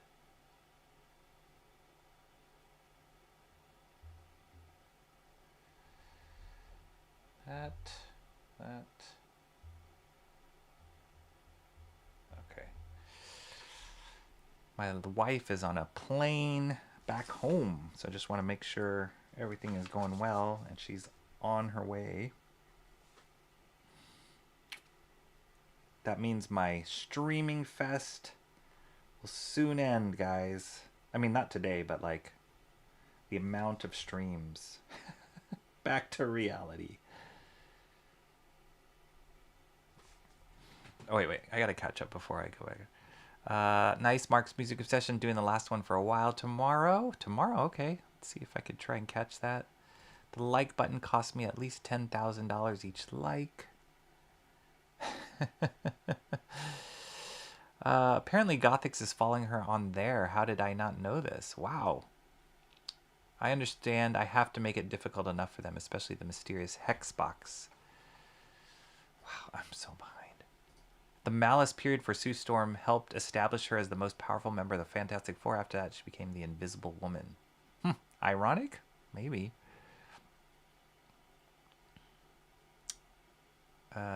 Mr. Fantastic is the most powerful member of the Fantastic Four. He literally stopped thinking linearly. He destroyed planets, maybe power set wise. Dr. Thunder is Walmart. Oh, okay. I don't have a Walmart close by. Target kind of dominates around here. There's Walmarts. There are Walmarts around, but you have to travel farther out of the city. So that's why I've never heard of Dr. Thunder. So many faces to sketch in so little time. That's right. City Market root beer. I've never heard of that. Thomas Kemper. Yes. Thomas Kemper is good. I know they have like a good cream soda too. Sarsaparilla. Oh, nice. Don't drink that anymore. That is good. It's very different from root beer, but I do like it. IBC root beer is good. Schweppes is Canadian. Oh, Canadian. Pounding down sarsaparillas like there's no tomorrow. Are they alcoholic? Are sarsaparilla alcoholic? Is it? Sarsi, a good Sarsi. Love root beer. Many different styles out there. Love Abita, but it's only available in certain areas. Also love Barks. Frosties. Nice. Bundaberg. Ginger beer. Mark, you're speaking my language. I love a good Bundaberg ginger beer. Love that. Love the little pop-off cap. Yeah, that's good. Good stuff. I do like ginger beer. It's very good. Not through Marvel, but still called X-Men. I think he just posts them for free. Weird. That's weird. I'm going to have to look that up. That's a weird move. How can he do that? Is it just because he's John Byrne? That is a weird move. John Byrne. X-Men. Oh, one of the things I was going to do. Should I do that now? I was going to do this. Well, nah. I was going to try and put like my notes. You guys come up with such cool suggestions, links, blah, blah, blah. I was actually going to put my notes like on screen just so other people can get it too. And it's not just me writing it on a piece of paper, but I'll figure out a better way of doing it. But I'm planning on doing that because it's kind of cool for people to see like what in the chat people have been talking about and like pin it, if you will, on screen. Frosty is good. I have a bunch of oh my gosh, just scared me. My cat just walked in the door. My other cat just walked in the door. What's up? Frosty is good. I have a bunch of Frosty caps that I've accumulated to make pins out of. I missed what you were talking about here, Cranberry. Sneaking off at functions to go to the bathroom. Michael Bancroft, like you with your sarsaparilla habit. Sarsaparilla. So good in a glass bottle. Cranberry Langers hated and still hate Kitty Pryde. Are you kidding me? She's such a great character. She is the entry point for young teens into X-Men. The relatability. That classic cover of Kitty Pryde splash page. Professor Xavier is a jerk. Classic cover. Oh man, I loved Kitty Pryde. Sioux City Sarsaparilla is great. I've heard of it, but I don't think I've tried it. I've been to Walmart now. I bought 2 bags full of candy. Walmart's a magical place. It's like Target, but a little bit lower scale than Target. But they got better deals sometimes too. I feel like Target and Walmart had the same audience. And Target just like bouged it up a little bit. And they appeal to the snobbier middle income. But Walmart, they got great deals at Walmart. I would go to Walmart all the time if they were closer. Thomas Kemper's cream soda is delicious. Really good. Sarsaparilla. Yes. No, sarsaparilla isn't alcoholic. Sarsaparilla. All right. Bundaberg root beer is also good. Yeah, but their ginger beer, I remember when I tried that. It's got a bite to it. So good. Costco was selling that for like packs of that at one point. They don't do it anymore, and I would just buy that or boxes of it. I think it was like a box of 6. I'd buy that a lot.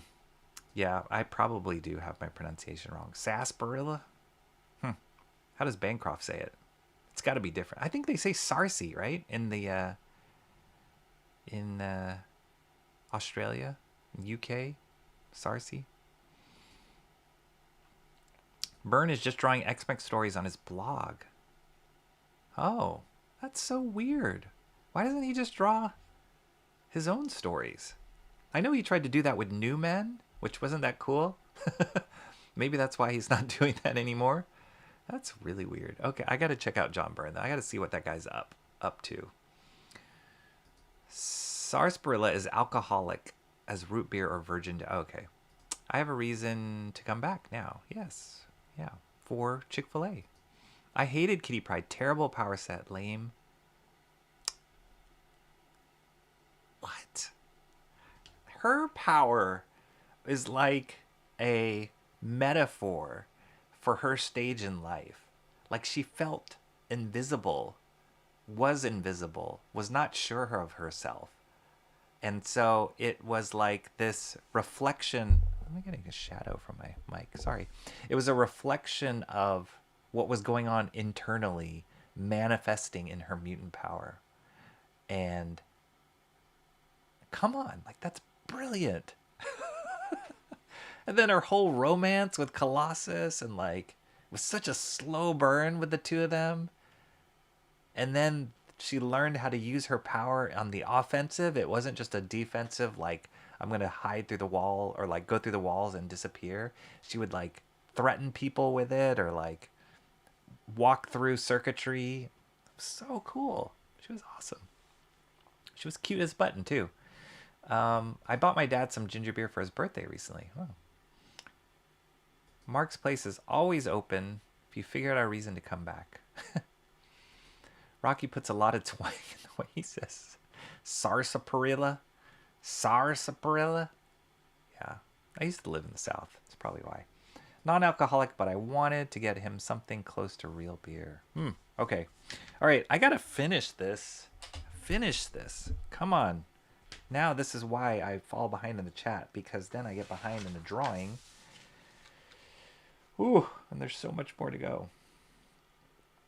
All right. Almost there with this dude.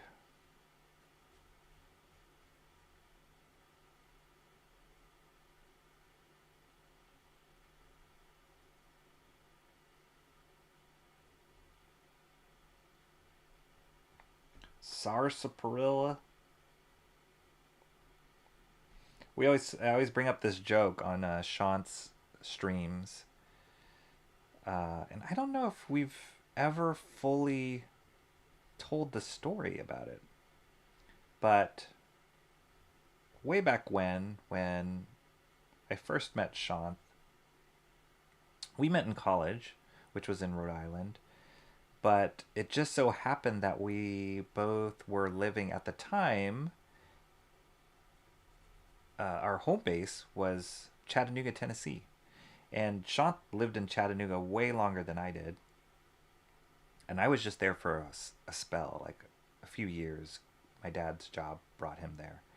So just so happened we were in the same town. So there was one summer we spent where we were just hanging out all the time. And as you can imagine, we were drawing comics, talking about comics, watching movies, just hanging out. There was nothing else to do but just to hang out with each other and, be dorks. So it was so much fun. And Shant drove. I don't think I drove at the time. Shant drove, so he would like pick me up and I'd go to his house, we'd draw comics, talk about comics, watch movies, blah, blah, blah. So one time we went to, oh my gosh, was it Kinko's or was it the post office? I can't remember. But Shant had some artwork of his that we were photocopying or mailing out. I can't remember if it was mailing out or copying, but we were in the line to whatever it was, copy it or mail it out. And we were just sitting there talking and blah, blah, blah. And then somebody that was behind us in line, like, tapped Shant on the shoulder and said, "Did you draw that?" And we were like, "What?" And he was like, "Did you draw that picture? That's amazing." And he just was full on Chattanooga loving Tennessee boy. And we were just cracking up and he was really nice. And he was just like so in awe that we could draw, or that Shant could draw in that particular case. and his accent was like pure South. So every now and then, I always like joke with Sean. We'll go, "Did you draw that? Well, how about intarnation? You drew that?" And then there was another time. One time, Shantha and I and another buddy of ours, we took a trip to. This is where you guys will understand why our friendship runs so deep. We've had such weird, fun experiences with each other. There was another time Shant came out here to the West Coast, and we went and we decided to take a trip to Disneyland. So we drove down, rented a car, drove down to Disneyland, but we did it on the cheap. Like I believe we had just graduated from college, and so we didn't have a lot of money. We did it on the cheap. We were staying at like really bad motels, and didn't have a lot of money because we were spending it all on Disneyland and travel. And I remember that I can't remember if Shant forgot to buy a razor or something, and he bought a really cheap one. He bought a really cheap one at like a Walgreens or something like that. And we didn't have a hotel room. I can't even remember how we ended up here, but we were in the car. So the story is we were in the car. Shant had a cup of water and some shaving cream and a disposable razor, and was shaving in the car mirror, the rear view mirror at the time. I think it was early in the morning, and he was shaving. And for some odd reason, a car pulled up next to us. We were in a parking lot, and this little kid, little Mexican kid, was in there with his family, and he was watching Sean shave, and he yelled to his mom, "Mama, why is he shaving?" And so the whole trip we would just keep repeating that to each other. So it was like, "Did you draw that?" And, "Why are you shaving?" Man, I love it. Those were the days. Life was so much simpler and stupider back then. Yeah, we have a lot of history, Shant and I. A lot of crazy memories like that, but super fun. That Disneyland trip at the time, what was that artist, that Spanish artist? Ricky Martin was hugely popular. And Livin' La Vida Loca was like the song that was on the radio all the time. And so we were not fans of the song, but it was just always playing. And so we would yell Livin' La Vida Loca while we would be riding rides at Disneyland.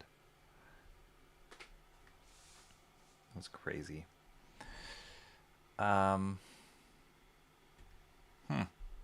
Okay, let's see.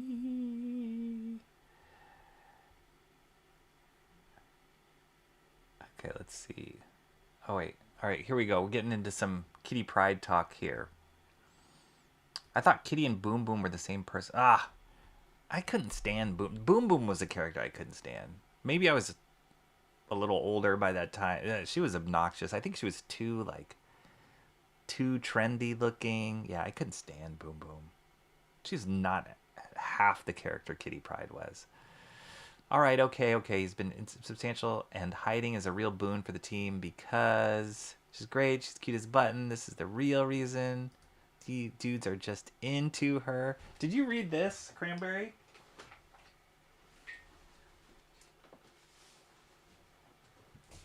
Read this. This is a great... Kitty Pryde is a great character in this story, and it's heavy, but she's a great part of the story. This was one of the earlier X-Men stories that I read as a kid. But yeah, read this.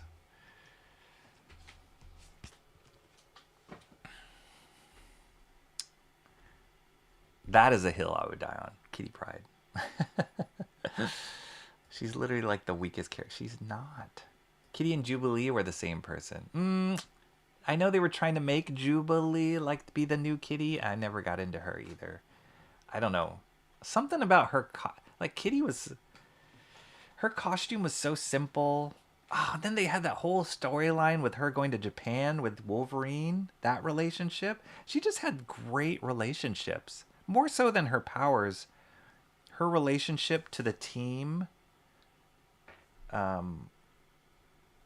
was kind of the like humanity, was a huge part of the humanity of X-Men of that era. And I'd argue the relatability of that, of the characters was definitely she carried a lot of that burden, and fulfilled a lot of that, just being the relatable. She would ask the most relatable questions. She would struggle with the relatable things. So yeah, I don't know. She was just a great character. Have you seen Pride of the X-Men? That animated pilot, Pride of the X-Men? That was before X-Men became an animated show. They did a pilot episode that was produced by a Japanese studio. She's really good in that one too, and they tap into that whole relatability of her. So yeah, I don't know, man. I think you're mistaken. I think you're mistaken with your opinion of Kitty Pryde. Am I wrong here? Is this a poll? Am I supposed to set up a poll for this? I'm doing it. Poll time. What do I say?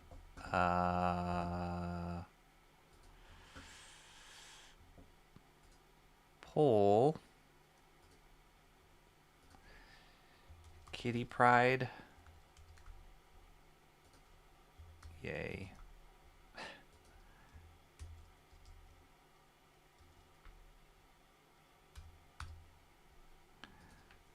Let me know what you think, chat.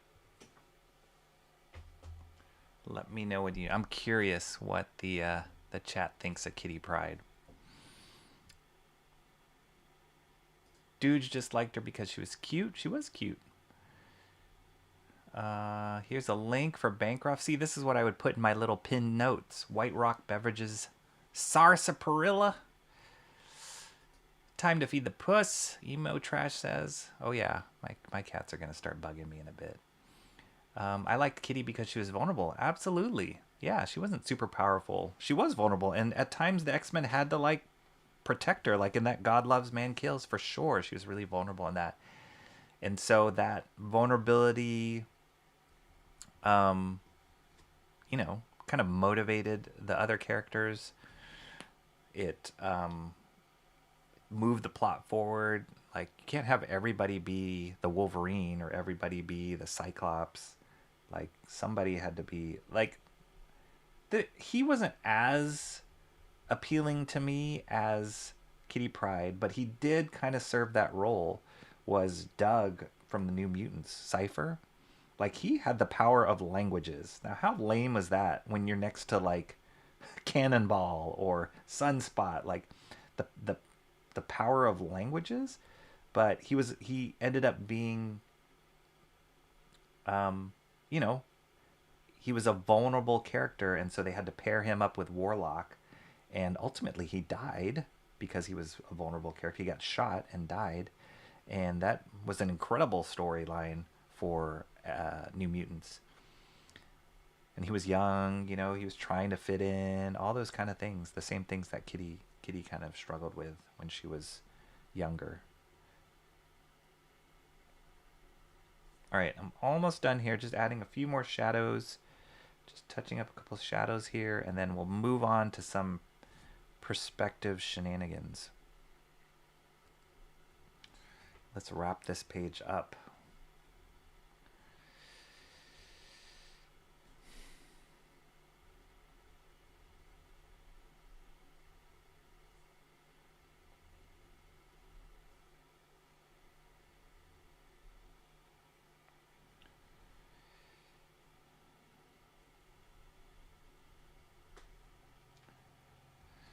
Rightaroo. Did I just say oh rightaroo? I don't know where that came from. Did you draw that? Why is that man shaving?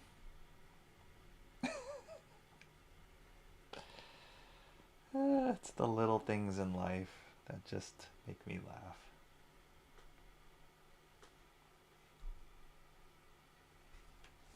All right, cool. I think we're done with that middle panel. Look good. Look acceptable. I know I just did this circle bubble for this word bubble, but I will do the like scallops. I'll do those later at the end. All right, let's see.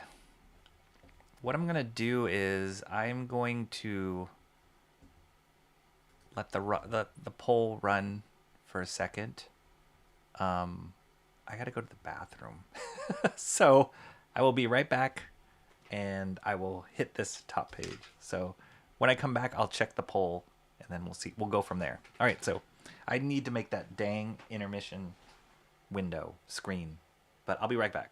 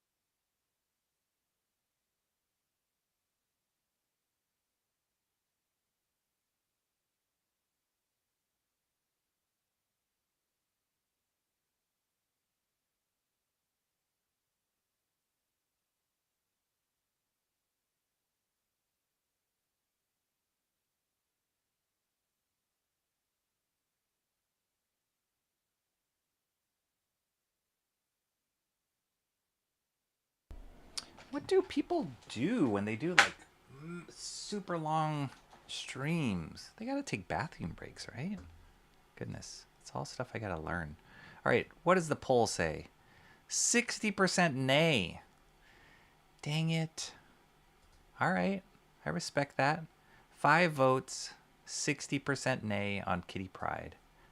I have a feeling Cranberry Landers voted 3 times. I don't know. Kitty Pryde was a huge reason I was a big fan of Uncanny X-Men. And she was just a human component that I connected with, so. Country Boy era Shant, that's right.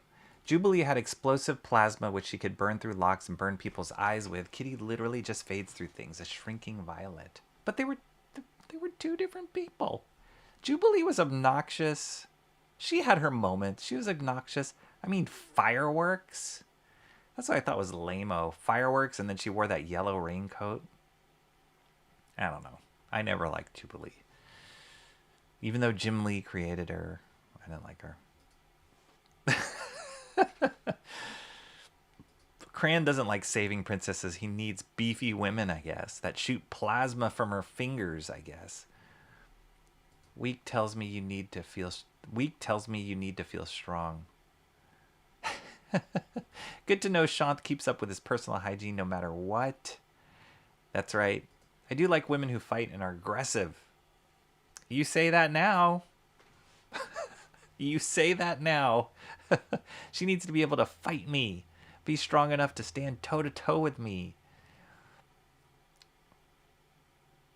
Watch out what you wish for, my friend.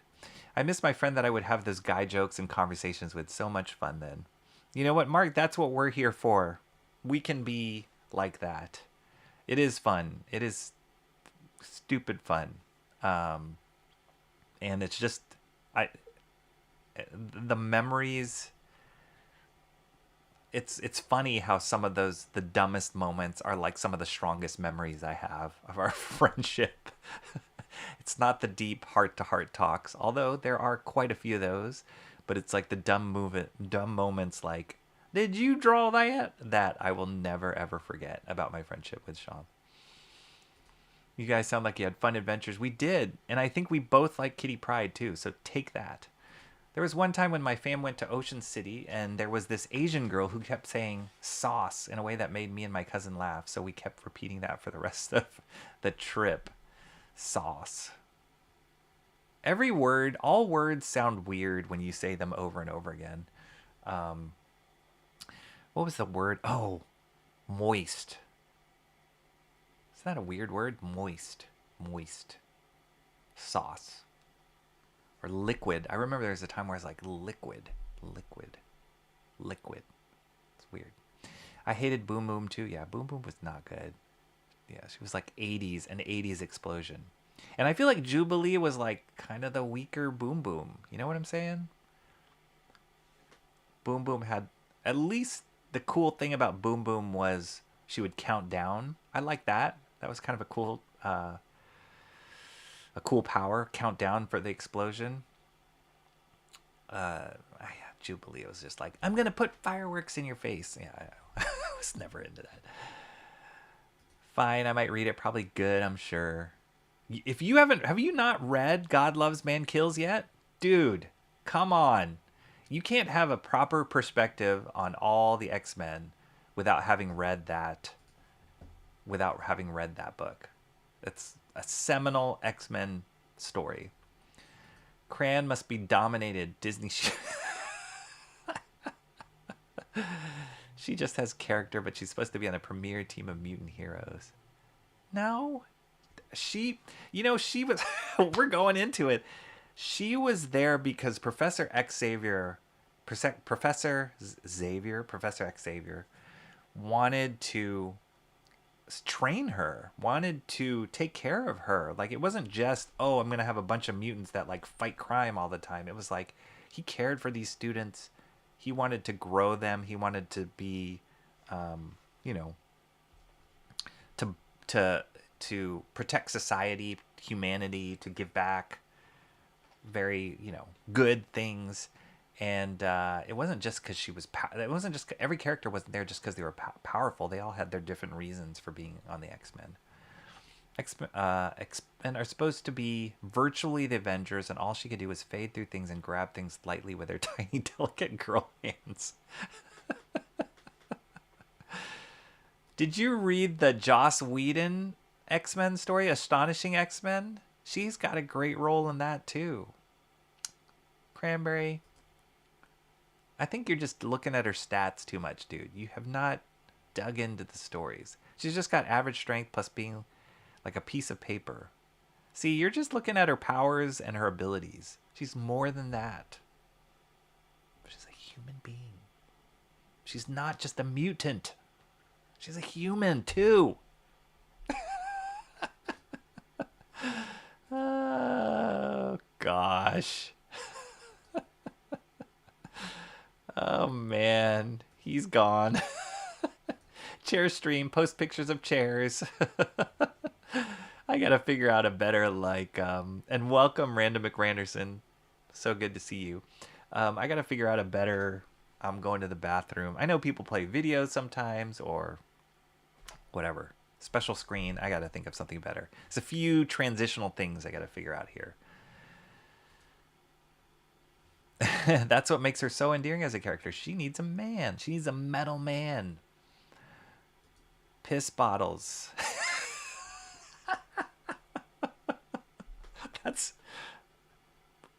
We could do that. Maybe if I stream for 24 hours like Comrade Sammy was saying at the beginning of this, when I hit 400 subscribers, which reminds me, like and subscribe to this channel if you like it. We're almost to 400. Comrade Sammy was challenging me. Maybe I should do a 24-hour stream. It's not going to happen. But if I ever get to that point, piss bottles might be in the equation. Kitty 2024. Voted only once. I think it would be more fair if I hadn't. It'd be a 50-50 split without my vote.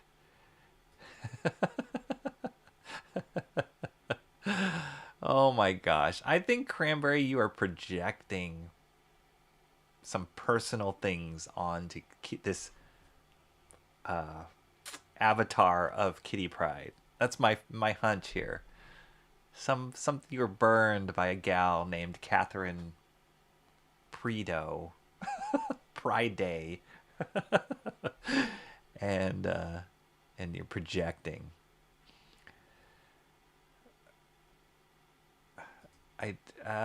Who to translate to text how that girl was pronouncing sauce? So what if you and Sean both like her? She's still. Oh my gosh, man, you cracked me up. Okay. It was weird enough that it took us a minute to figure out that's what she was even saying.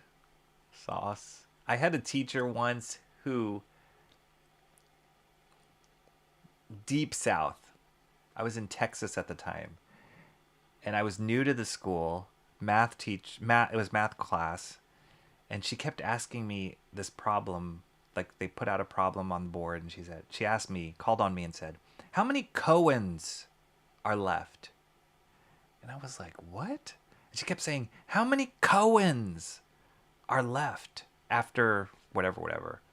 And I could not for the life of me understand what she was saying.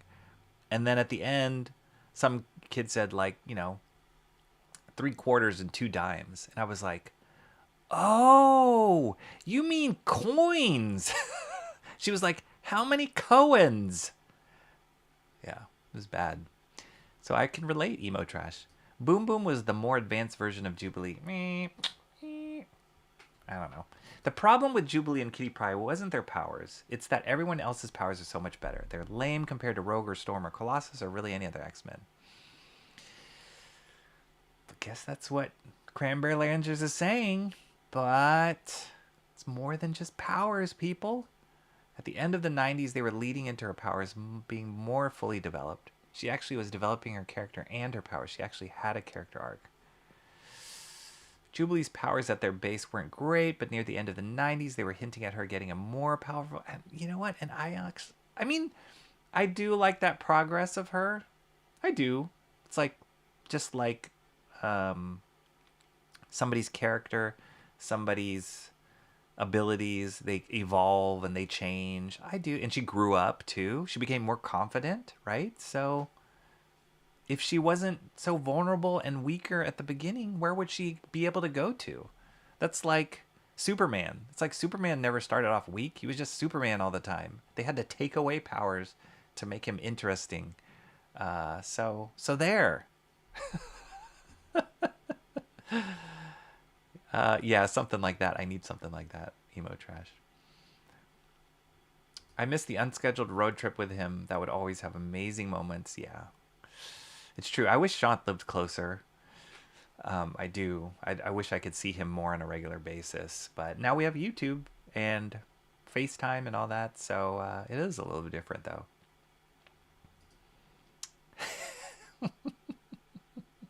Cranberry does QC and data entry. All right. There we go. There's the explanation. Oh, my gosh. Holy moly. He is on fire right now. Cranberry is... He's heated. Heated. Who cares about Smoke? Smoke sure has a good personality. Definitely deserves to be on the Globetrotters. Oh my gosh. I also had a teacher in 7th grade that pronounces parallel like parlor. And that cracked us up. That's a tough one. I started reading advanced books pretty young, and there were lots of words I knew the meaning of, but I never heard and had to make educated guesses pronouncing. Coins is one I'd heard before. Yeah, I couldn't figure it out. I think she was offended too, because I did. I was like, "Oh, you mean coins?" And then I moved schools. Like, can't save Cran. Let's focus on tacos or something. My grade 8 to 10 English teacher pronounced schedule like schedule. Ah, must be British maybe. And said the C was silent, so we'd play games making all C's silent in the class. Yes, that's a British thing. I know they say schedule. Is Katie still in the chat? She's probably passed out. But maybe she says schedule. Jubilee was hotter than Kitty. I don't know. Burritos are better than It depends on where you get them. I don't know. I made some burrito tacos the other night. They were good. Yellow Jacket. All right, Cranberry. We are definitely on different pages about that. All right, let me get to the perspective stuff, but let's look at this Mobius book I have. Just to get our appetite whet with how difficult this guy can draw. I can't remember where I got this book. That's how crazy it is. Oh, I think it was a museum catalog, I think, that I ordered. Might have been from Stuart Ing Books, which, if you guys don't know Stuart Ing Books, they are a fantastic source of art books and comic books and graphic novels and back issue graphic novels. Hard to find stuff, relatively affordable, but they do have some very high price stuff too.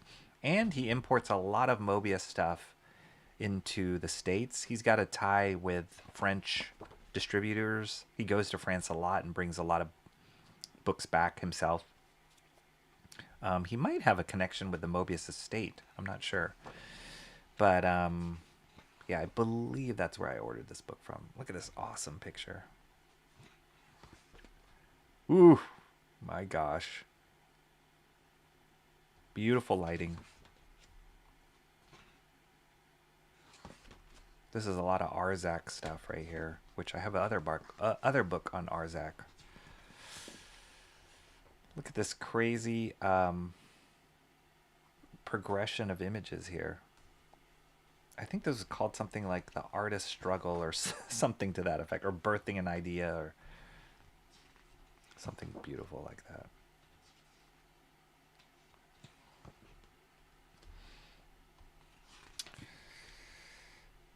Look at this amazing image. Holy cow. I think there's an image of Kitty Pryde in this book, Cranberry. I think Mobius really liked Kitty Pryde. He was pretty down on pretty hip with Kitty Pryde. Beautiful, beautiful. What the heck is he drawing? But it was amazing. These abstract forms, gorgeous.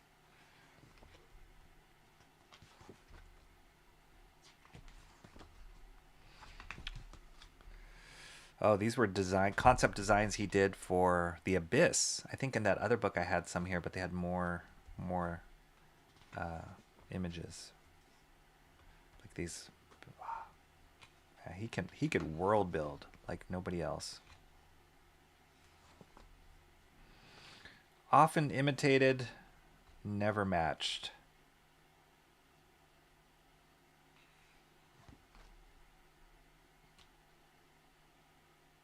Crazy good.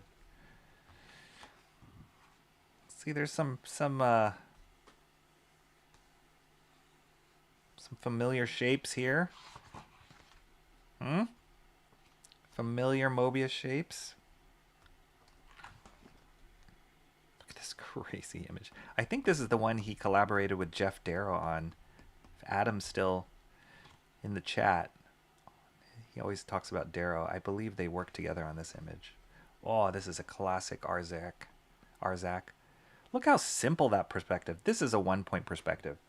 Look how simple it is, but how vast and just awe-inspiring this composition is with a simple 1-point perspective. The vanishing point is right there. But like gorgeous and executed to perfection.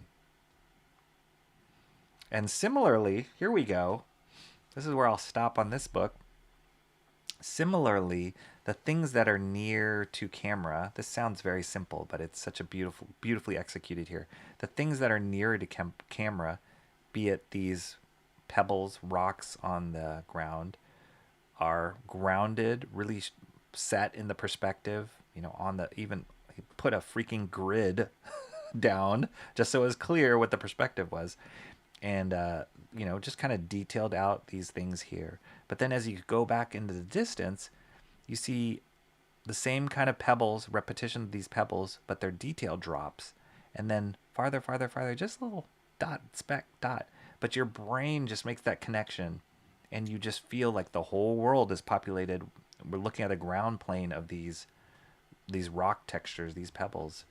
But he's doing the same thing in the perspective that we're about to tackle on Galactus. But that's a great stopping point of this book. Here's another perspective thing here. My gosh.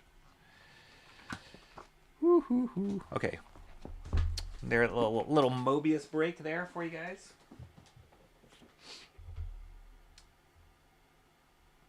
Just check my messages. Make sure nobody's stranded anywhere. All right, where to begin or continue? Let me just make sure this is... No kidding, right? This is how it felt, Emo Trash. This is how it felt. This is how we felt when you were upset on Wednesday. If I'm going out to eat, I'm not getting something where the main ingredients are rice and beans and a tortilla. I can make that myself. But some actual good tacos al pastor, I want. I've just had these opinions about Kitty and Jubilee for years. And now you're able to express it. I respect it, Cranberry. I love it. I love that you are so passionate about it.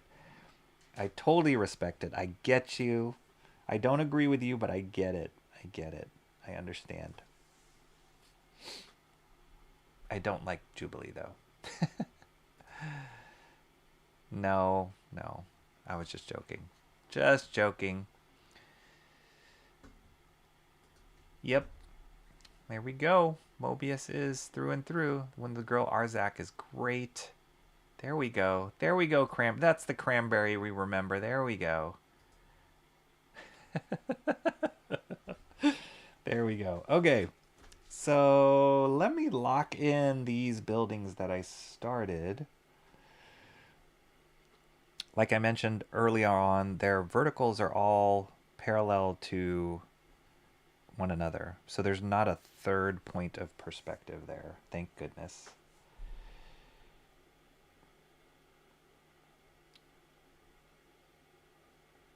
So this is where it's going to be a little bit different from... There's no way, like I was saying earlier, there's no way I can track all the...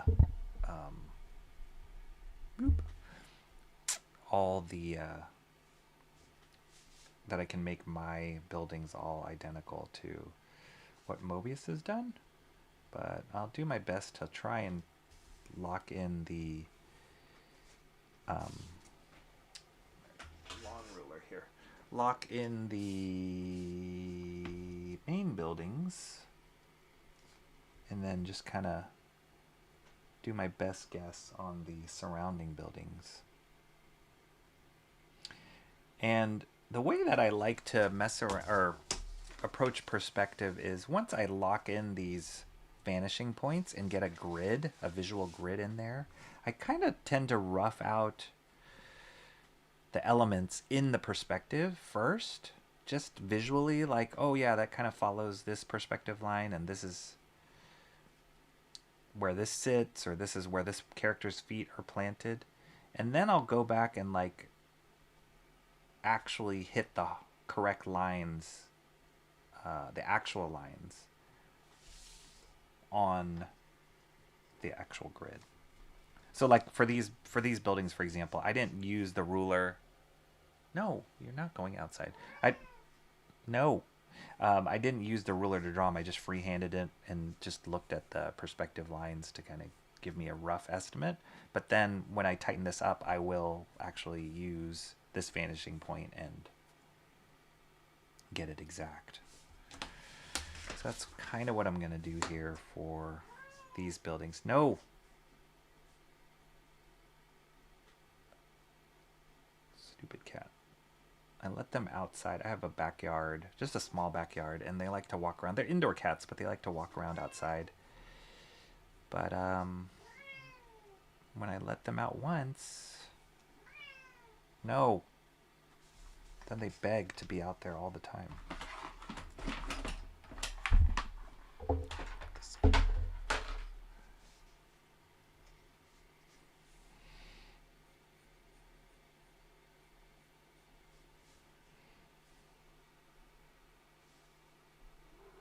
No.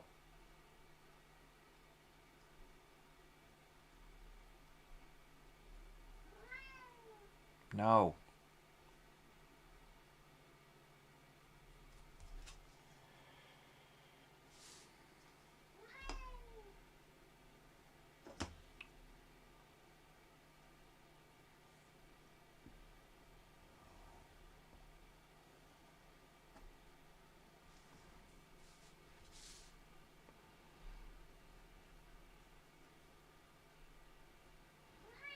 Stop.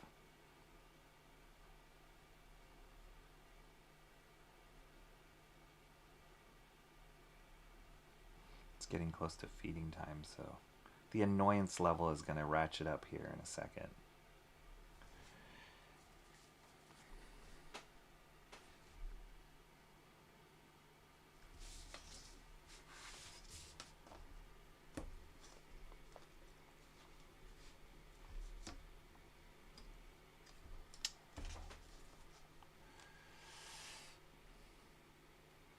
So yeah, I gotta work on that intermission screen or the bathroom screen or whatever. Please stand by screen.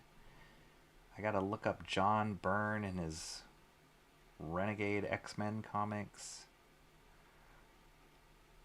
There's a link for the type of sarsaparilla that Max Music Obsession posted. So many good things. Thank you guys for being here.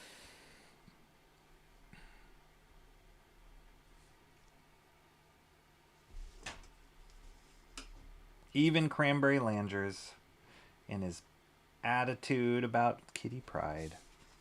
We're so thankful that he's here.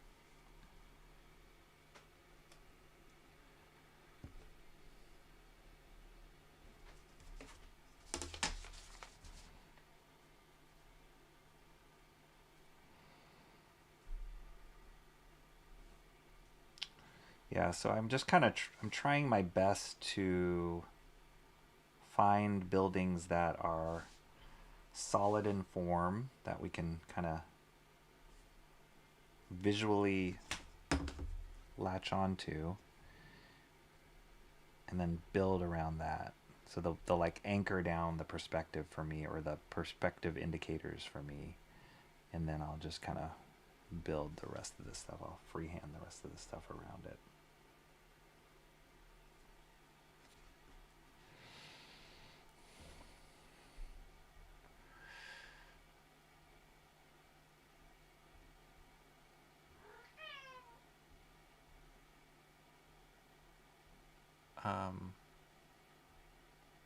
No, I usually go on about this with my brother. Okay. But you got to take a break from your brother because he just had a kid. So he's preoccupied right now. Wasn't the stuff knows, it was Rocky streaming at every opportunity. I wasn't available early this week, and I took that personally. Free not to like... I know. Stuff knows just added salt to the wound. Yes. Kitty still sucks, no offense. Rocky streams way more often this week, and he ain't catching a single break from his audience. Know what I'm here for it. That's right. If I didn't know any better, I would be like, maybe I shouldn't stream as much as I did this week because I just get attacked. I'm just getting hate. No, it's all fun. It's really fun.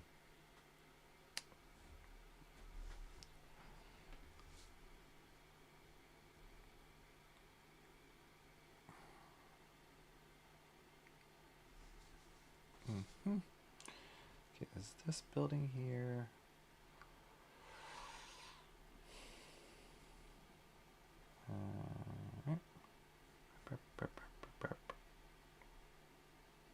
This building here.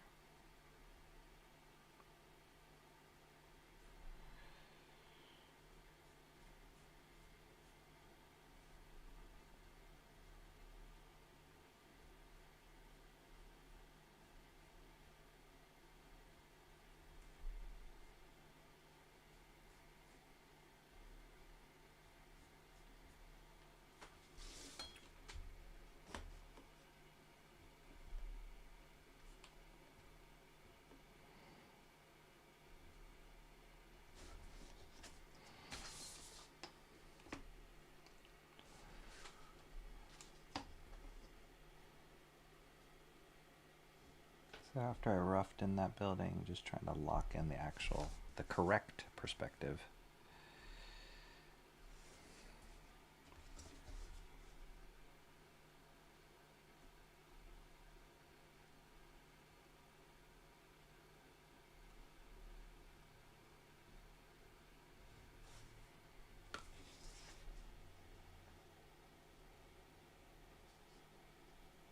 Oops.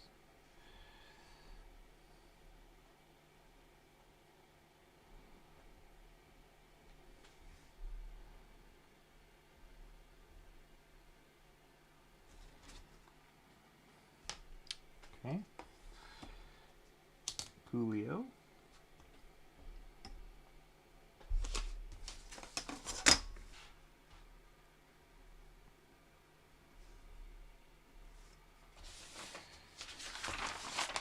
That section of buildings. Actually, it looks like this one.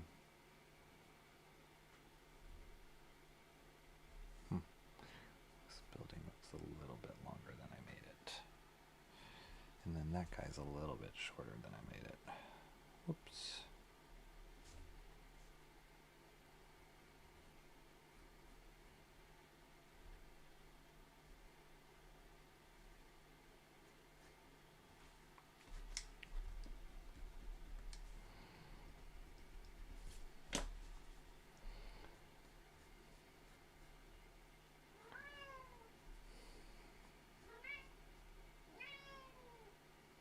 Buddy.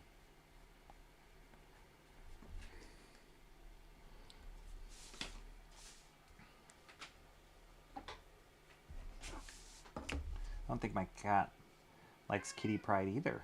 Hmm?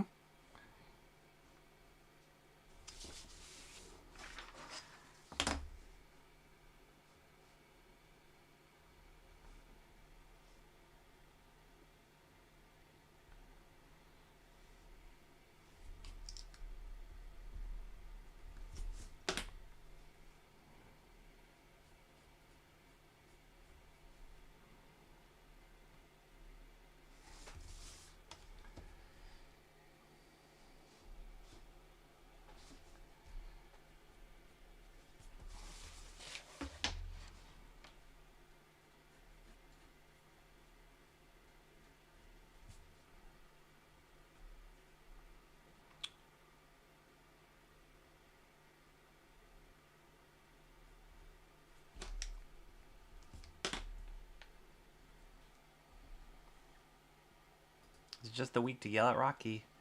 Ain't even catching a break from his cats. Maggie's demanding to go to bed. She's the boss of my mom said. Yeah. I don't understand. They're a paramilitary group. If she had guns or weapons, she'd be an asset. She doesn't even know karate. Are we still talking about Kitty? She went to Japan with Logan. There was a whole miniseries, Kitty Pryde and Logan, or Kitty Pryde and Wolverine. And she got her edge. She got a little bit of an edge when she came back because of it. And that, I think that was, if I'm not mistaken, that was when she came back and took on the moniker Shadow Cat, which was kind of cool. And she became a little bit more grown up, a little bit, had a little bit more bite.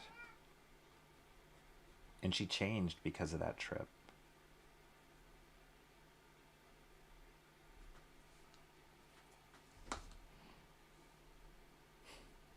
You giving up? Stupid. That's right, you're giving up. You can't break me.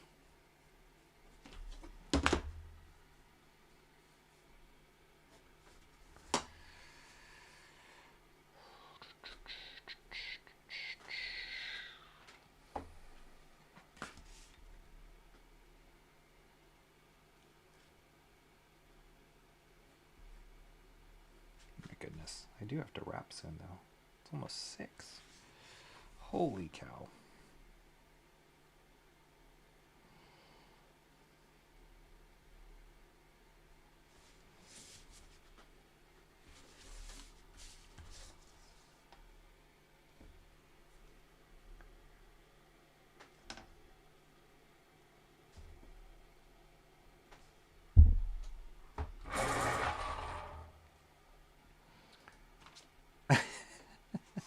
Better listen to the boss lady, Mark. She is a vicious guard dog after all. Thank you. I appreciate your tolerance of me, Rocky, and everyone. No problem, Cranberry Landers. It's a safe space to rant about Kitty Pryde and any other comic character you want. Gets all good. Guess it needed to be someone other than me. Guess taking turns. Stop yelling. Cran, remember the time he let a vulnerable cat in his life, then the cat ran away, and now Cran takes out all his frustration on the word kitty. There's something connected there. All engagement is good engagement. That's right. Cran has no emotional intelligence, but more facts intelligence. Oh gosh, are you guys getting personal here? No, I just think Kitty Pryde is lame, not her personality, just how she's used, her place in the X-Men. His emotional intelligence is filled with rage because Kitty Pryde is such a bad character. I think Random McRanderson is on your side, Cran, so you're not alone. You're not alone. Still love you both, though. Same way with my dad. It's all facts. I'm describing something in emotions, and we butt heads constantly. Hey, you know what? I'd rather take it that way, where there's engagement, there's conversation, than just totally ignoring each other. That would be worse, in my opinion. And if we didn't care for these characters, or not care for these characters, didn't care for the stories and the worlds, and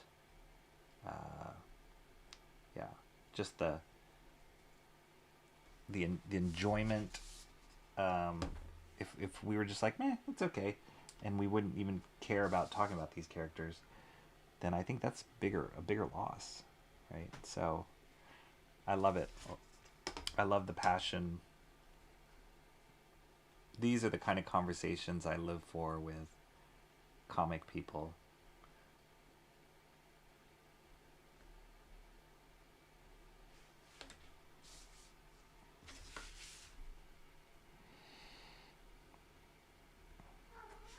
No.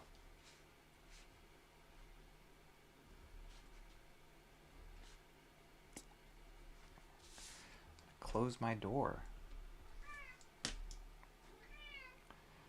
Actually, if I let him outside, here's the conundrum. If I let him out, I'm not talking to you.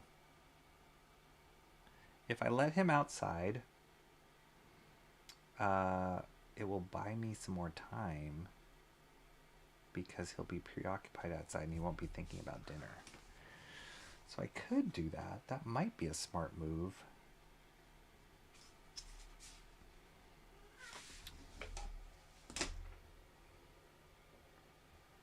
Where's your brother?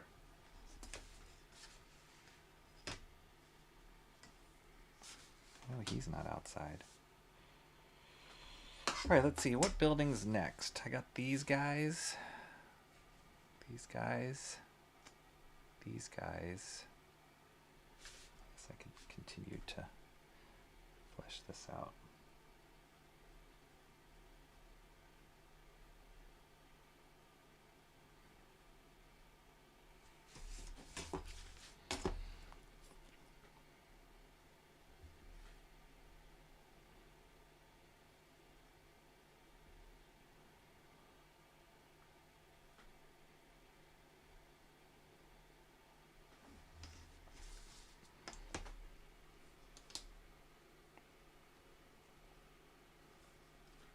I had this idea for another kind of show. I gotta workshop it first. I gotta figure out kind of logistically how it would be work, but it would be kind of cool. It'd be a little bit more interaction with you guys and drawing. But I gotta figure out how to do it properly and how to do it in a way that it works. But I just thought of it this morning. I think it could be kind of cool. But we'll see.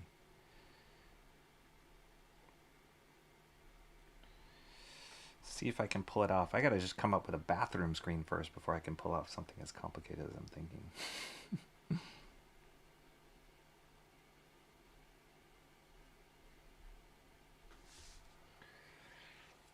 And I think when I ink this, I'm gonna have to use the pit pen on this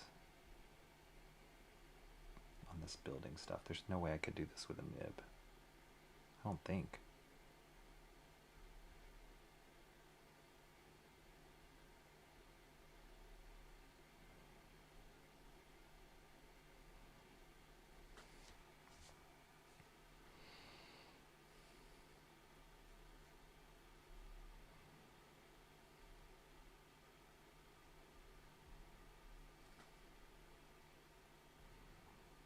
Man, I'm sure Mobius was just like boo-ba-doo-ba-doo-ba-doo-ba-doo-ba-doo, and I'm like struggling. Like all these details, these tiny details.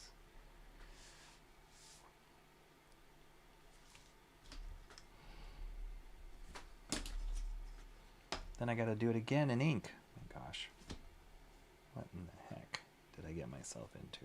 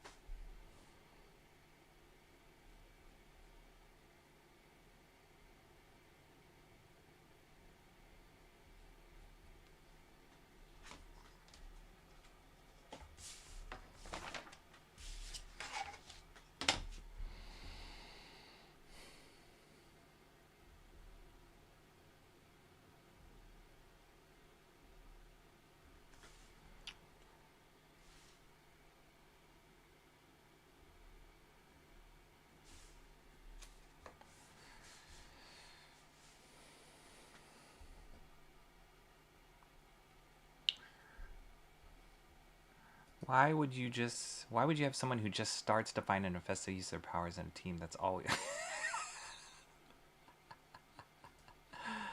Oh, gosh. Oh, my gosh. Kitty Pryde is a worse Susan Storm.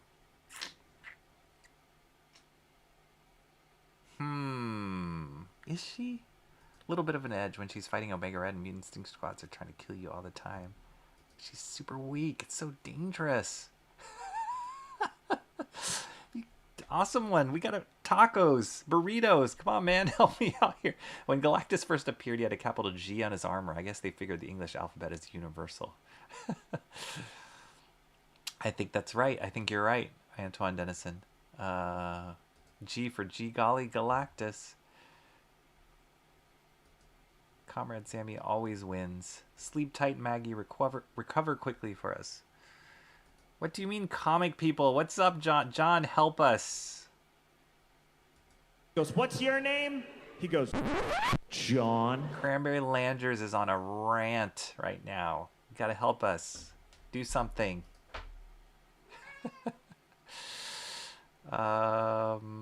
Metaphysical question. Is Rocky talking to a cat or even a chat? What, buddy? Alright, I'm gonna let him out because we'll stop him for a little bit. Hang on a second.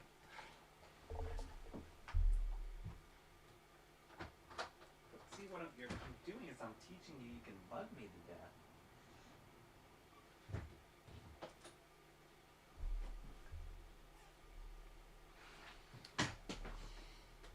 Hopefully he doesn't get snatched up by a hawk. Finally made it, John. Especially when I've stopped reading Marvel comics like 10 years ago. Useless information. Look what that cat dragged in, or kitty, since that's apparently what we're talking about. That's right, there's connection there. Kitty, cat, both coming at me, both ways. Look, Emo Trash is even conceding. Oops. Even conceding. She's like, alright, you win, Cranberry Landers.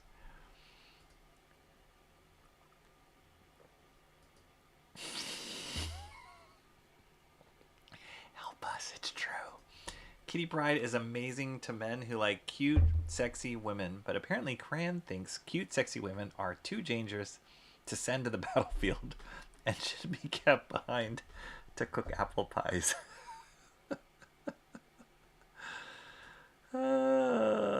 Cherish Psalms isn't here. We'll give it a little bit of. What's wrong, little Pookie? Come on, Cranberry Landers. Emo Trash is on a bathroom break. See, you don't have to put up a screen, though. By the way, why would you wear flowy clothes when being insubstantial is your power? That's almost more time thought you'd have to have when transitioning through walls. You make sense. She doesn't wear flowy clothes. What flowy clothes? She's got the... She had the skin tight, like, you know, classic black and yellow suit when she had her whole head covered and just her hair showing. Then she had the Shadow Cat black, blue, and the top of her hair was free, blue and black. What flowy clothes are we talking about here? I'm gonna fill Dia's break. San Francisco superhero has an addiction to Ghirardelli chocolates or needs them for his superpowers. There's a seed of idea, Rocky. That's not a superhero, that's me.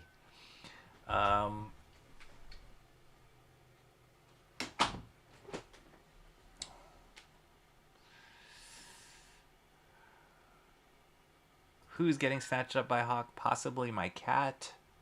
Why would you have Cranberry Landers, you gotta reel it in here, dude. Like, you're going crazy, because if we're gonna start talking about like people's hairstyles according to their power, that's a slippery slope, my friend. That is a slippery slope. So take a deep breath. It's gonna be okay. We understand your disdain for Kitty Pryde. We get it. We hear you. But I think you're losing it a little bit, dude. It's gonna be okay. It's gonna be okay. Oh my gosh, what am I gonna do here? Oh, let me get some of these foreground buildings here. And let me get somebody. Somebody just came home, so let me deploy them to feed my cats. That'd be great.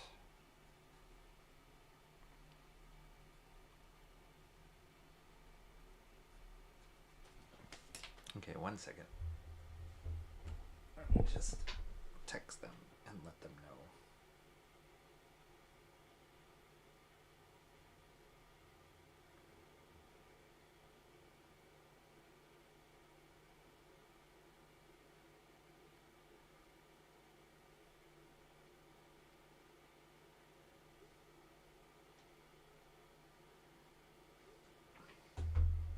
Hopefully that works. Hopefully my ploy works. All right, I'm gonna hit a few more of these buildings on stream. We'll get them, maybe some of these foreground ones here. And then all this background nonsense mumbo jumbo. I'm gonna just finish it up on my own time. Not put you guys through the misery of me stumbling through that.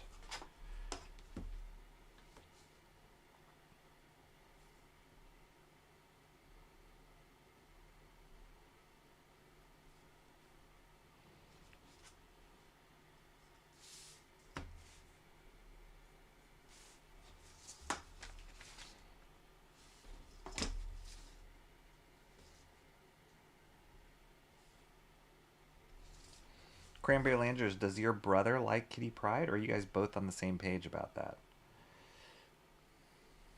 My hunch is he likes Kitty Pryde, and so this debate has been like primed in your mind. And you've had this debate with your brother before. That's my hunch, but I could be wrong about that. Maybe he hates her as well, or does not like her as an X-Men as well.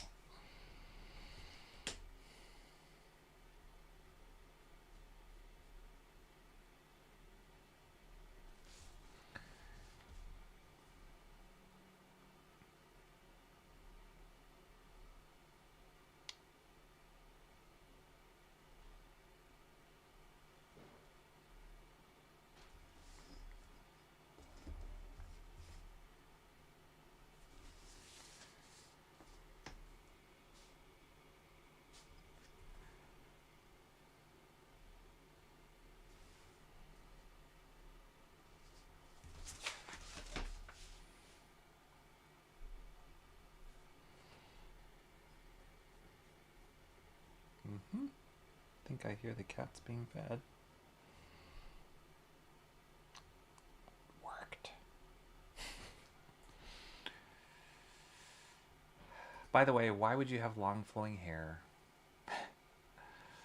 Doesn't make sense. None of it. Life doesn't make sense, Cranberry Landers. She should wear stealthy clothes if stealth is her power set. Sounds like the... Oh, I know what you're talking about. That wasn't... I'll give you that. That was not a great costume. Nothing but camo and black. Cran likes his women in diaphanous. That's a Sean's term. What did I come back to? I don't know. Timmy Mello, help. Welcome back to the circus. I did not see it last night. Yeah, I was in Sean's stream with you. So yeah, I have to catch up on that and see what happened on Berkeley's campus. Were you there, or did you catch her stream? I would love to know how that turned out. Very curious. It's always great, no matter what, what side of the aisle you are, or what opinion, whether you're pro Kitty Pryde or against Kitty Pryde. It's always great to hear people who are super articulate and, smart, debate stuff and talk to each other or talk about issues that matter and kind of have a strong opinion of why they believe what they believe. It's always great. It's very informative. That's why I don't get to watch many of Gothic stream. I'm not as hardcore as a lot of you guys in the chat are, but I do really like her, how she carries herself, and her talking points are really fascinating, and how she explains herself too are really great.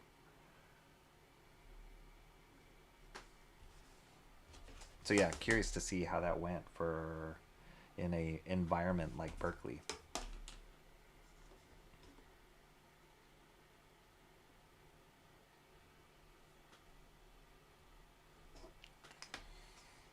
Oh, whoops. That was not the right line.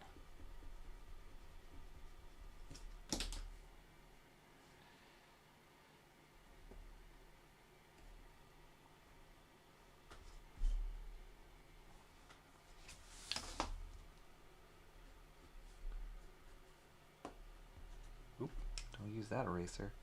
I always find the erasers on the built-in erasers on pencils, and more specifically on these color erase pencils, is really a bad eraser. So it's just natural instinct to want to flip it over and use it, but when I do, I'm like, ah, dang, because sometimes it'll smear and just not a good quality eraser.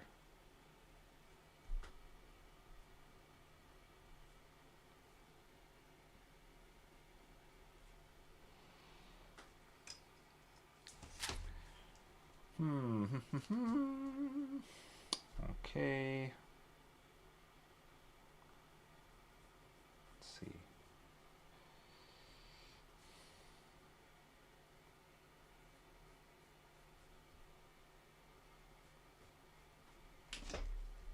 I don't know what this sign is saying. Just some gobbledygook.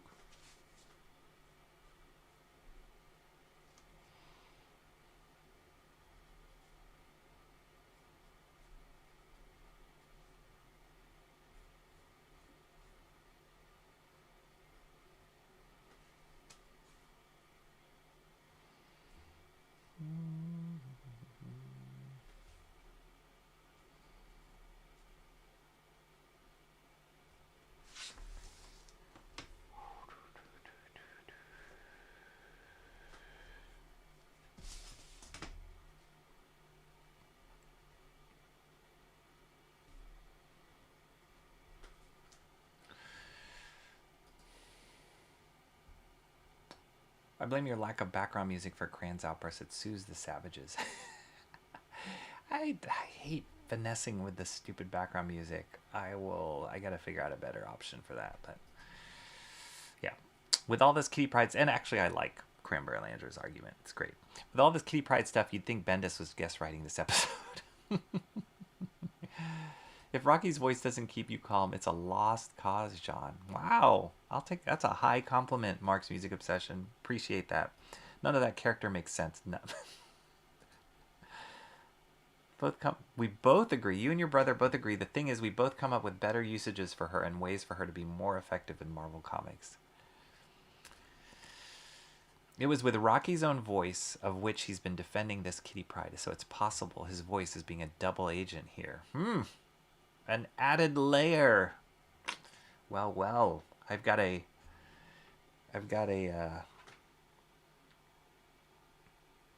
double agent, like a backstabbing voice. We argue, debate, theorize, do character deep dives on most Marvel characters, hours-long conversations. Which character would be stronger against which character? I love it. That's so cool. You have a brother to do that with. I don't have a brother. I wish I did, and I wish I had a brother that was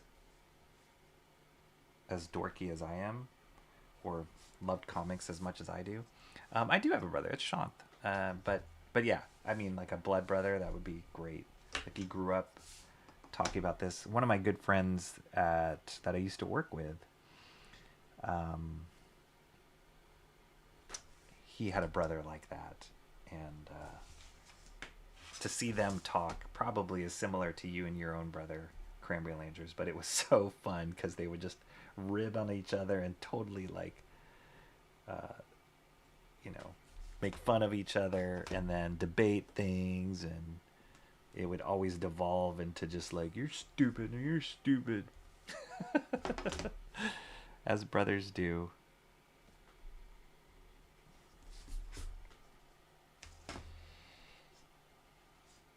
Oh man, look at this complicated, weird shaped building here. I don't want to do that. Let's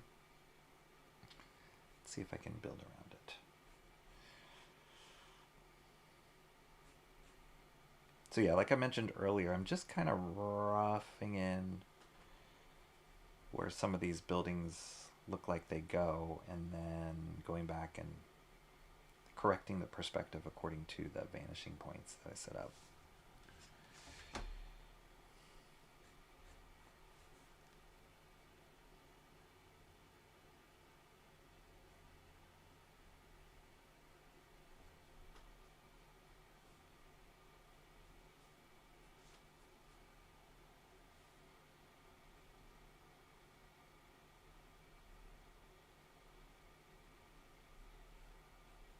This building makes no sense, Mobius. Just making it up. Just making it up.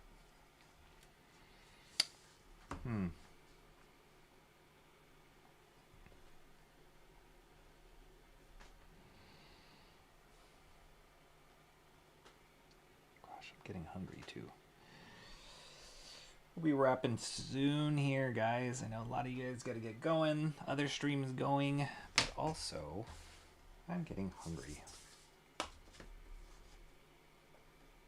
But 4 streams in 1 week, that's pretty good.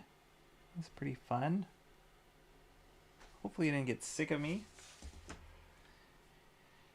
Got a lot accomplished.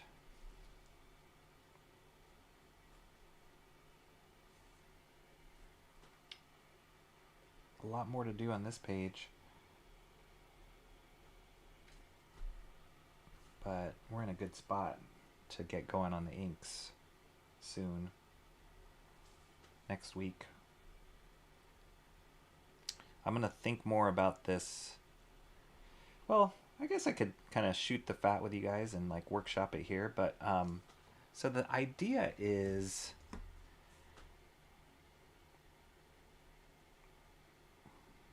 one of the things when I was thinking about master studies and learning by studying, one of the things that I like doing and I have done in the past and have recommended people do when they were asking about like composition and lighting or predominantly composition, but like storyboarding and pacing and all this kind of stuff. What I would recommend people do is to study films for stuff like that, film compositions. And the way that you would do that is you would, watch a film, pause it, and do a quick study of that frame. And so I thought that would be a cool thing to do. And just show you guys how I break down film frames. Not like reproducing them exactly, but just kind of compositionally wise, like breaking them down into simple shapes, shadow, light, all that kind of stuff. But I also thought it would be cool if like you guys could do it too. So I'm trying to figure out some way of like showing the still on frame and doing the quick study live, but also finding some way that you guys can do it as well and like somehow post what you've done, whether that's on social media or something, and like create a link for it. I don't know how it works. This is where Discord would probably work best. I'm not totally there yet about starting a Discord, but maybe I will. But it would just be cool to see what other people did too, and kind of how their take on it and how they studied something, and it would just make it a little bit more interactive, which I think could be cool, kind of communal, but at the same time studying the same frame. Does that make sense? I don't know. I thought about it as I was sitting in bed this morning. I thought that would be kind of a cool thing to try, but I don't know how that would work. Logistically, how that would work. What do you guys think? Would that be interesting? That'd be weird? Let me know. Or should we just make a stream that's ranting about Kitty Pryde the whole time? We could do that too. We could do that. That's called this stream. Okay. Stream has technical difficulties, so couldn't watch it. Ah, bummer. The Gothic stream? I choose to believe she was on some level of the same energy Ben Shapiro was on for his recent Jubilee video. Could not be me. Did Ben Shapiro do a video about Jubilee the character? I'm totally reading that wrong. Emo Trash, I think. To me, her best outfit would be like an invisibility. Shame on you, you little perv. Or camouflaged with metal plates snug to her body. Variety of weapons like grabbing hooks or darts. But that's not her character. That's not her personality. She's not a cold-blooded killer. She's just trying to survive. Was the Amala coverage of Shapiro on Jubilee worth the watch? Yeah, I must be thinking of wrong Jubilee. I'm getting my streams crossed here.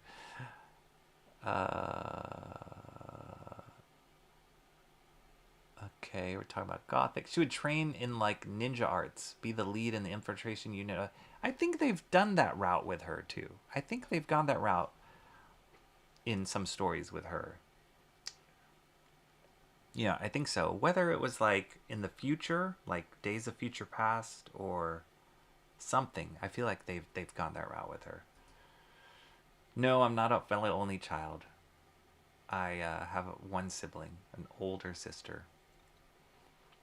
But I don't have any brothers. Not blood brothers.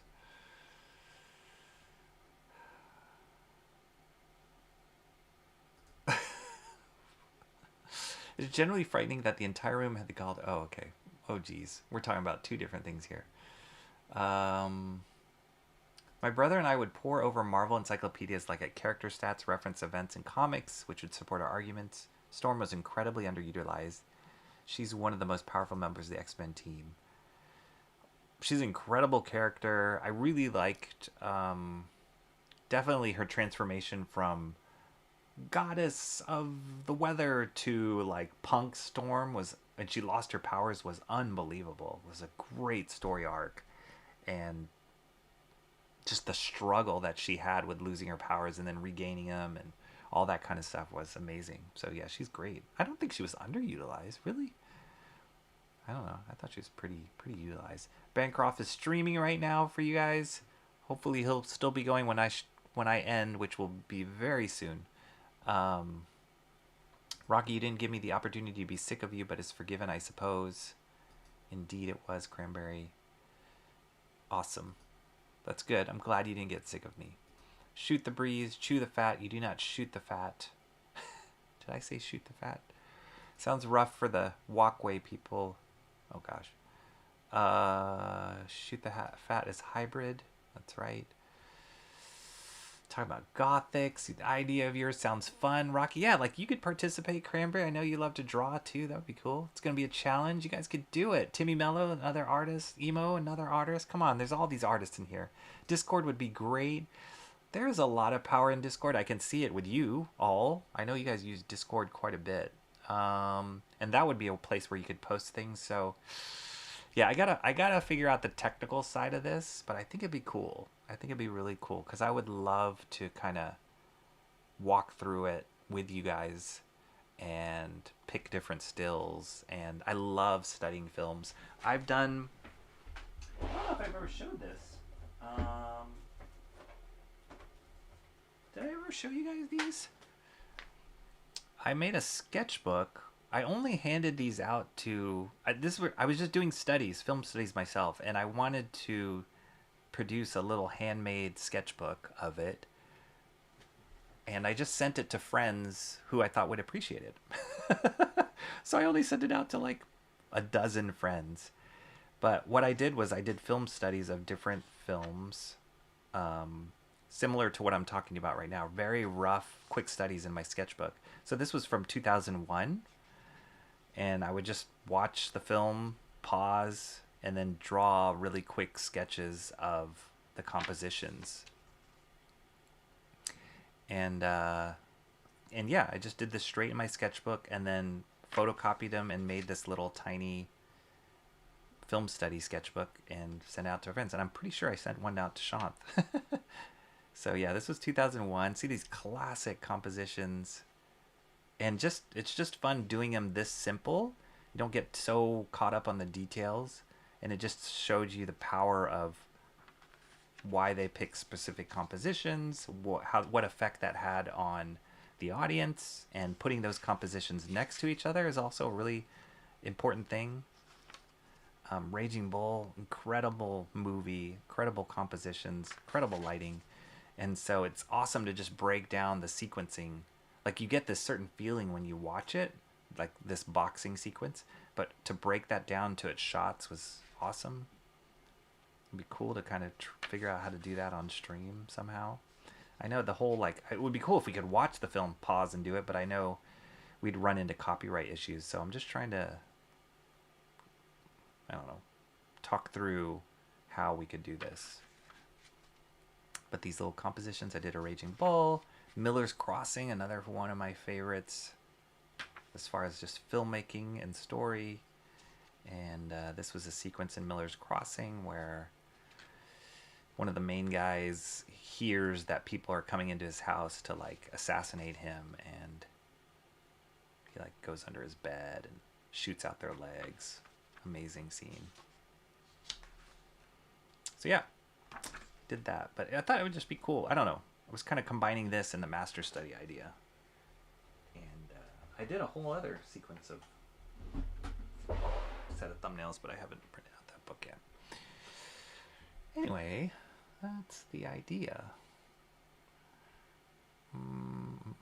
That'd be cool. I got to challenge myself more anyway, so these types of art quests would be a great... Ooh, I like that. Art quest. Got to write that down. See? Again, if I had my little, like, sticky note or pin the note. Love that. Art quest. I would put that on there. That's something I'm going to do in my stream. Little pinned up post-it.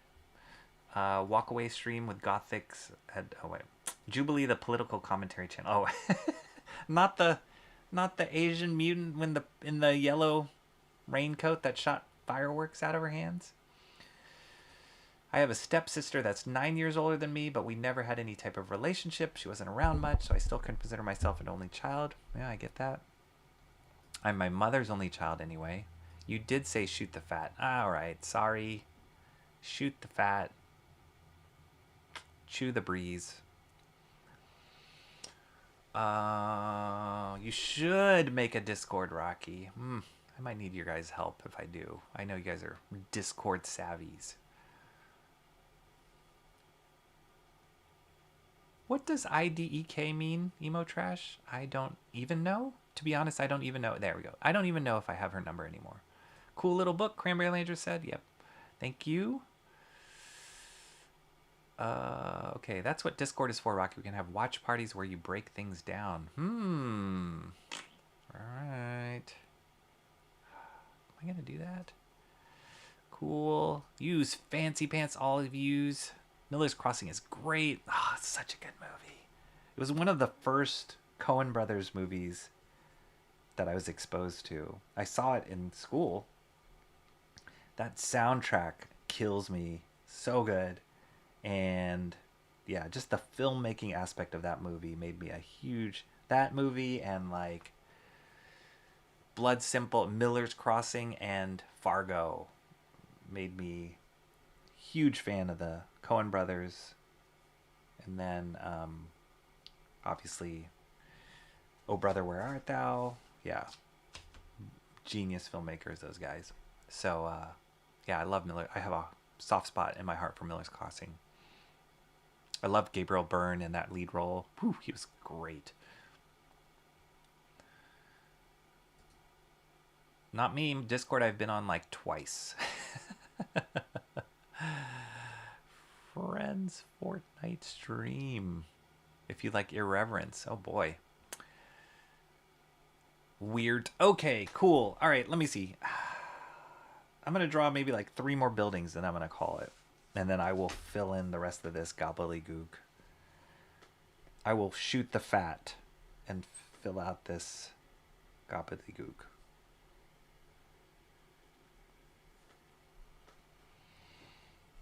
I'm hungry.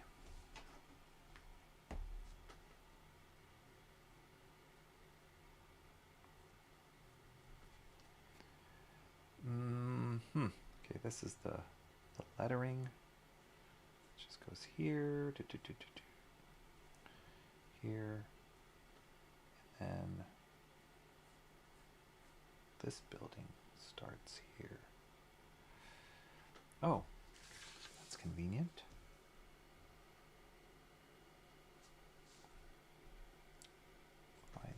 here.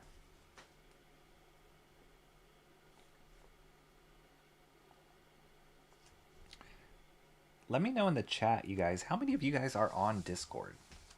Just say yes or no. I'm just really curious. I don't want to put a poll, but taking a verbal poll. How many of you guys are on Discord? It just seems like a mess, Discord, or like just like no order. I kind of like order. I'm not a chaos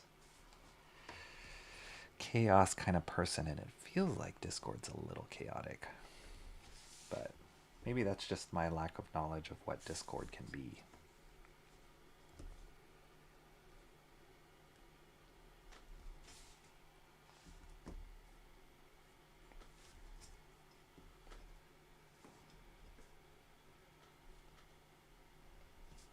But if you can do watch parties, I guess because you're not streaming in public, so that's why it works out that way, how it's allowed to do watch parties on Discord. I guess that makes sense. I do feel like I need to start some sort of newsletter. Toying around with that idea. But that's like more content you got to produce. But I just feel like it's a little dangerous to have your only connection with any kind of audience in just YouTube, because YouTube at a whim could be like, nope, closing you down, and then you'll lose connection with that audience. So I'm just trying to think of alternative ways to stay connected with people like you guys. And it's just another point of entry to meet other people. So it's all a big scam. No, it's not a scam. It's all a big Ponzi scheme.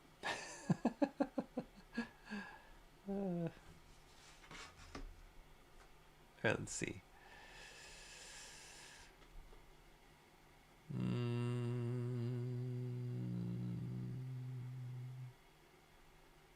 John says Fargo was a weird movie. Really?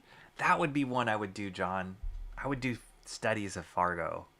Fargo is so good. Really good. The cinematographer on that movie. Why is my name? I follow the guy. Fargo cinematographer. Roger Deakins, one of the greatest cinematographers of all time. And he's worked with the Coen brothers many, many a times. But just the compositions in that film are breathtaking. Of such a, like, not exciting world, right? It's like the Midwest in the snow, but it just made it like a fairy tale almost. And then the performances, the actors in that, William H. Macy, holy moly, so good in that movie. And Frances McDormand, she won an Oscar, I believe, for her role on in Fargo, and she's actually married to one of the Coen brothers. She's a great actress. But yeah, I love that movie. But that would be a great one to do film studies on, really, because it's just a masterclass of cinematography and pacing. Oh Brother Where Art Thou is one of my favorites. Another beautiful one. I believe Roger Deakins was the cinematographer on that too. I'm going to go get a bowl of Cinnamon Toast Crunch. Yum. I like Oh Brother. Good movie. Yep. Shared my stream on a Fortnite stream. Get out.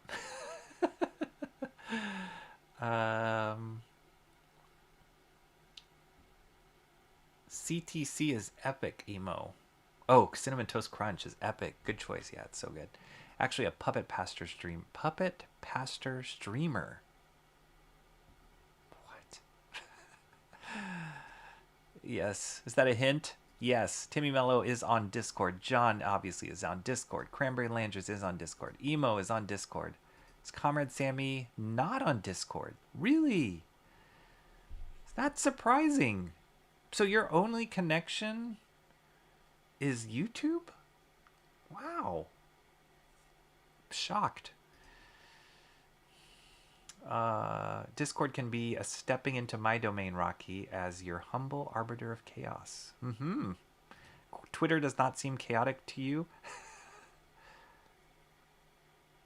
Fair enough. Fair enough. I think the thing with Twitter is it's more like a one concentrated feed, which can be chaotic. Discord is like so many threads and channels. All that kind of stuff is just, yeah, I don't know. And then there's also seems to be an etiquette, like a lingo in Discord that I don't get. Maybe that was just my only exposure to it, but we'll figure it out. I'm not opposed to it like Cranberry Landers is to Kitty Pryde being on the X-Men, but you know, I'm cautiously looking at it.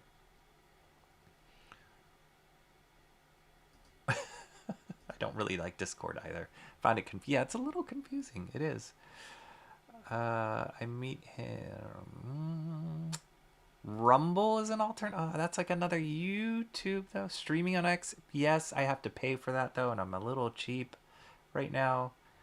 I lost the ability to stream on X because you have to have a paid account now, which might be worth it. I don't know. It's not that expensive, but we'll see. That's right. Staying connected is possible via MMO's B&B, Rocky. That's true. That's really staying connected. My domain is more on Insta. I'm not much of an Instagram person. Then Discord, if I'm being honest. I really found him there. Instagram. I mean, yeah, that one, I don't get the algorithm on that one. And I hate the formatting on the Instagram. I really do. I hate that you can't, in the post, I know it's more for pictures and art, makes sense, but I hate the way that posting on Instagram is, like the way you can write. It's really limiting. I don't like, can't put links. I hate that. X would be good also. True. Yes, that's correct. We only chat on YouTube. Amazing, Comrade Sammy. Amazing. Only see Sammy on YouTube, sadly. If I join Discord, Comrade Sammy, you gotta come along too. I think so. Poll for Sammy to share artwork.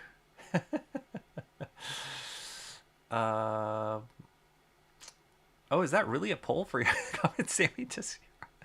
Wait, I'm gonna see. I have to open up this.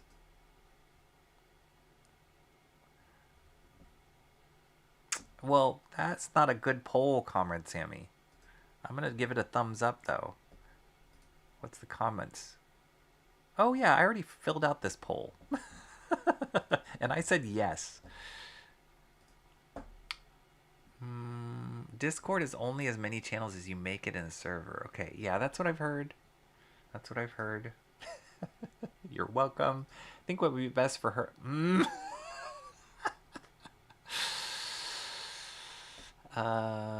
she got it. She had a great relationship with Kurt, Nightcrawler. Come on. She was like, she had to be complimented with somebody else, like paired up with somebody else. There was times where Colossus would throw her and she would phase through things. Hit their own version of a fastball special. Come on, man. Cranberry.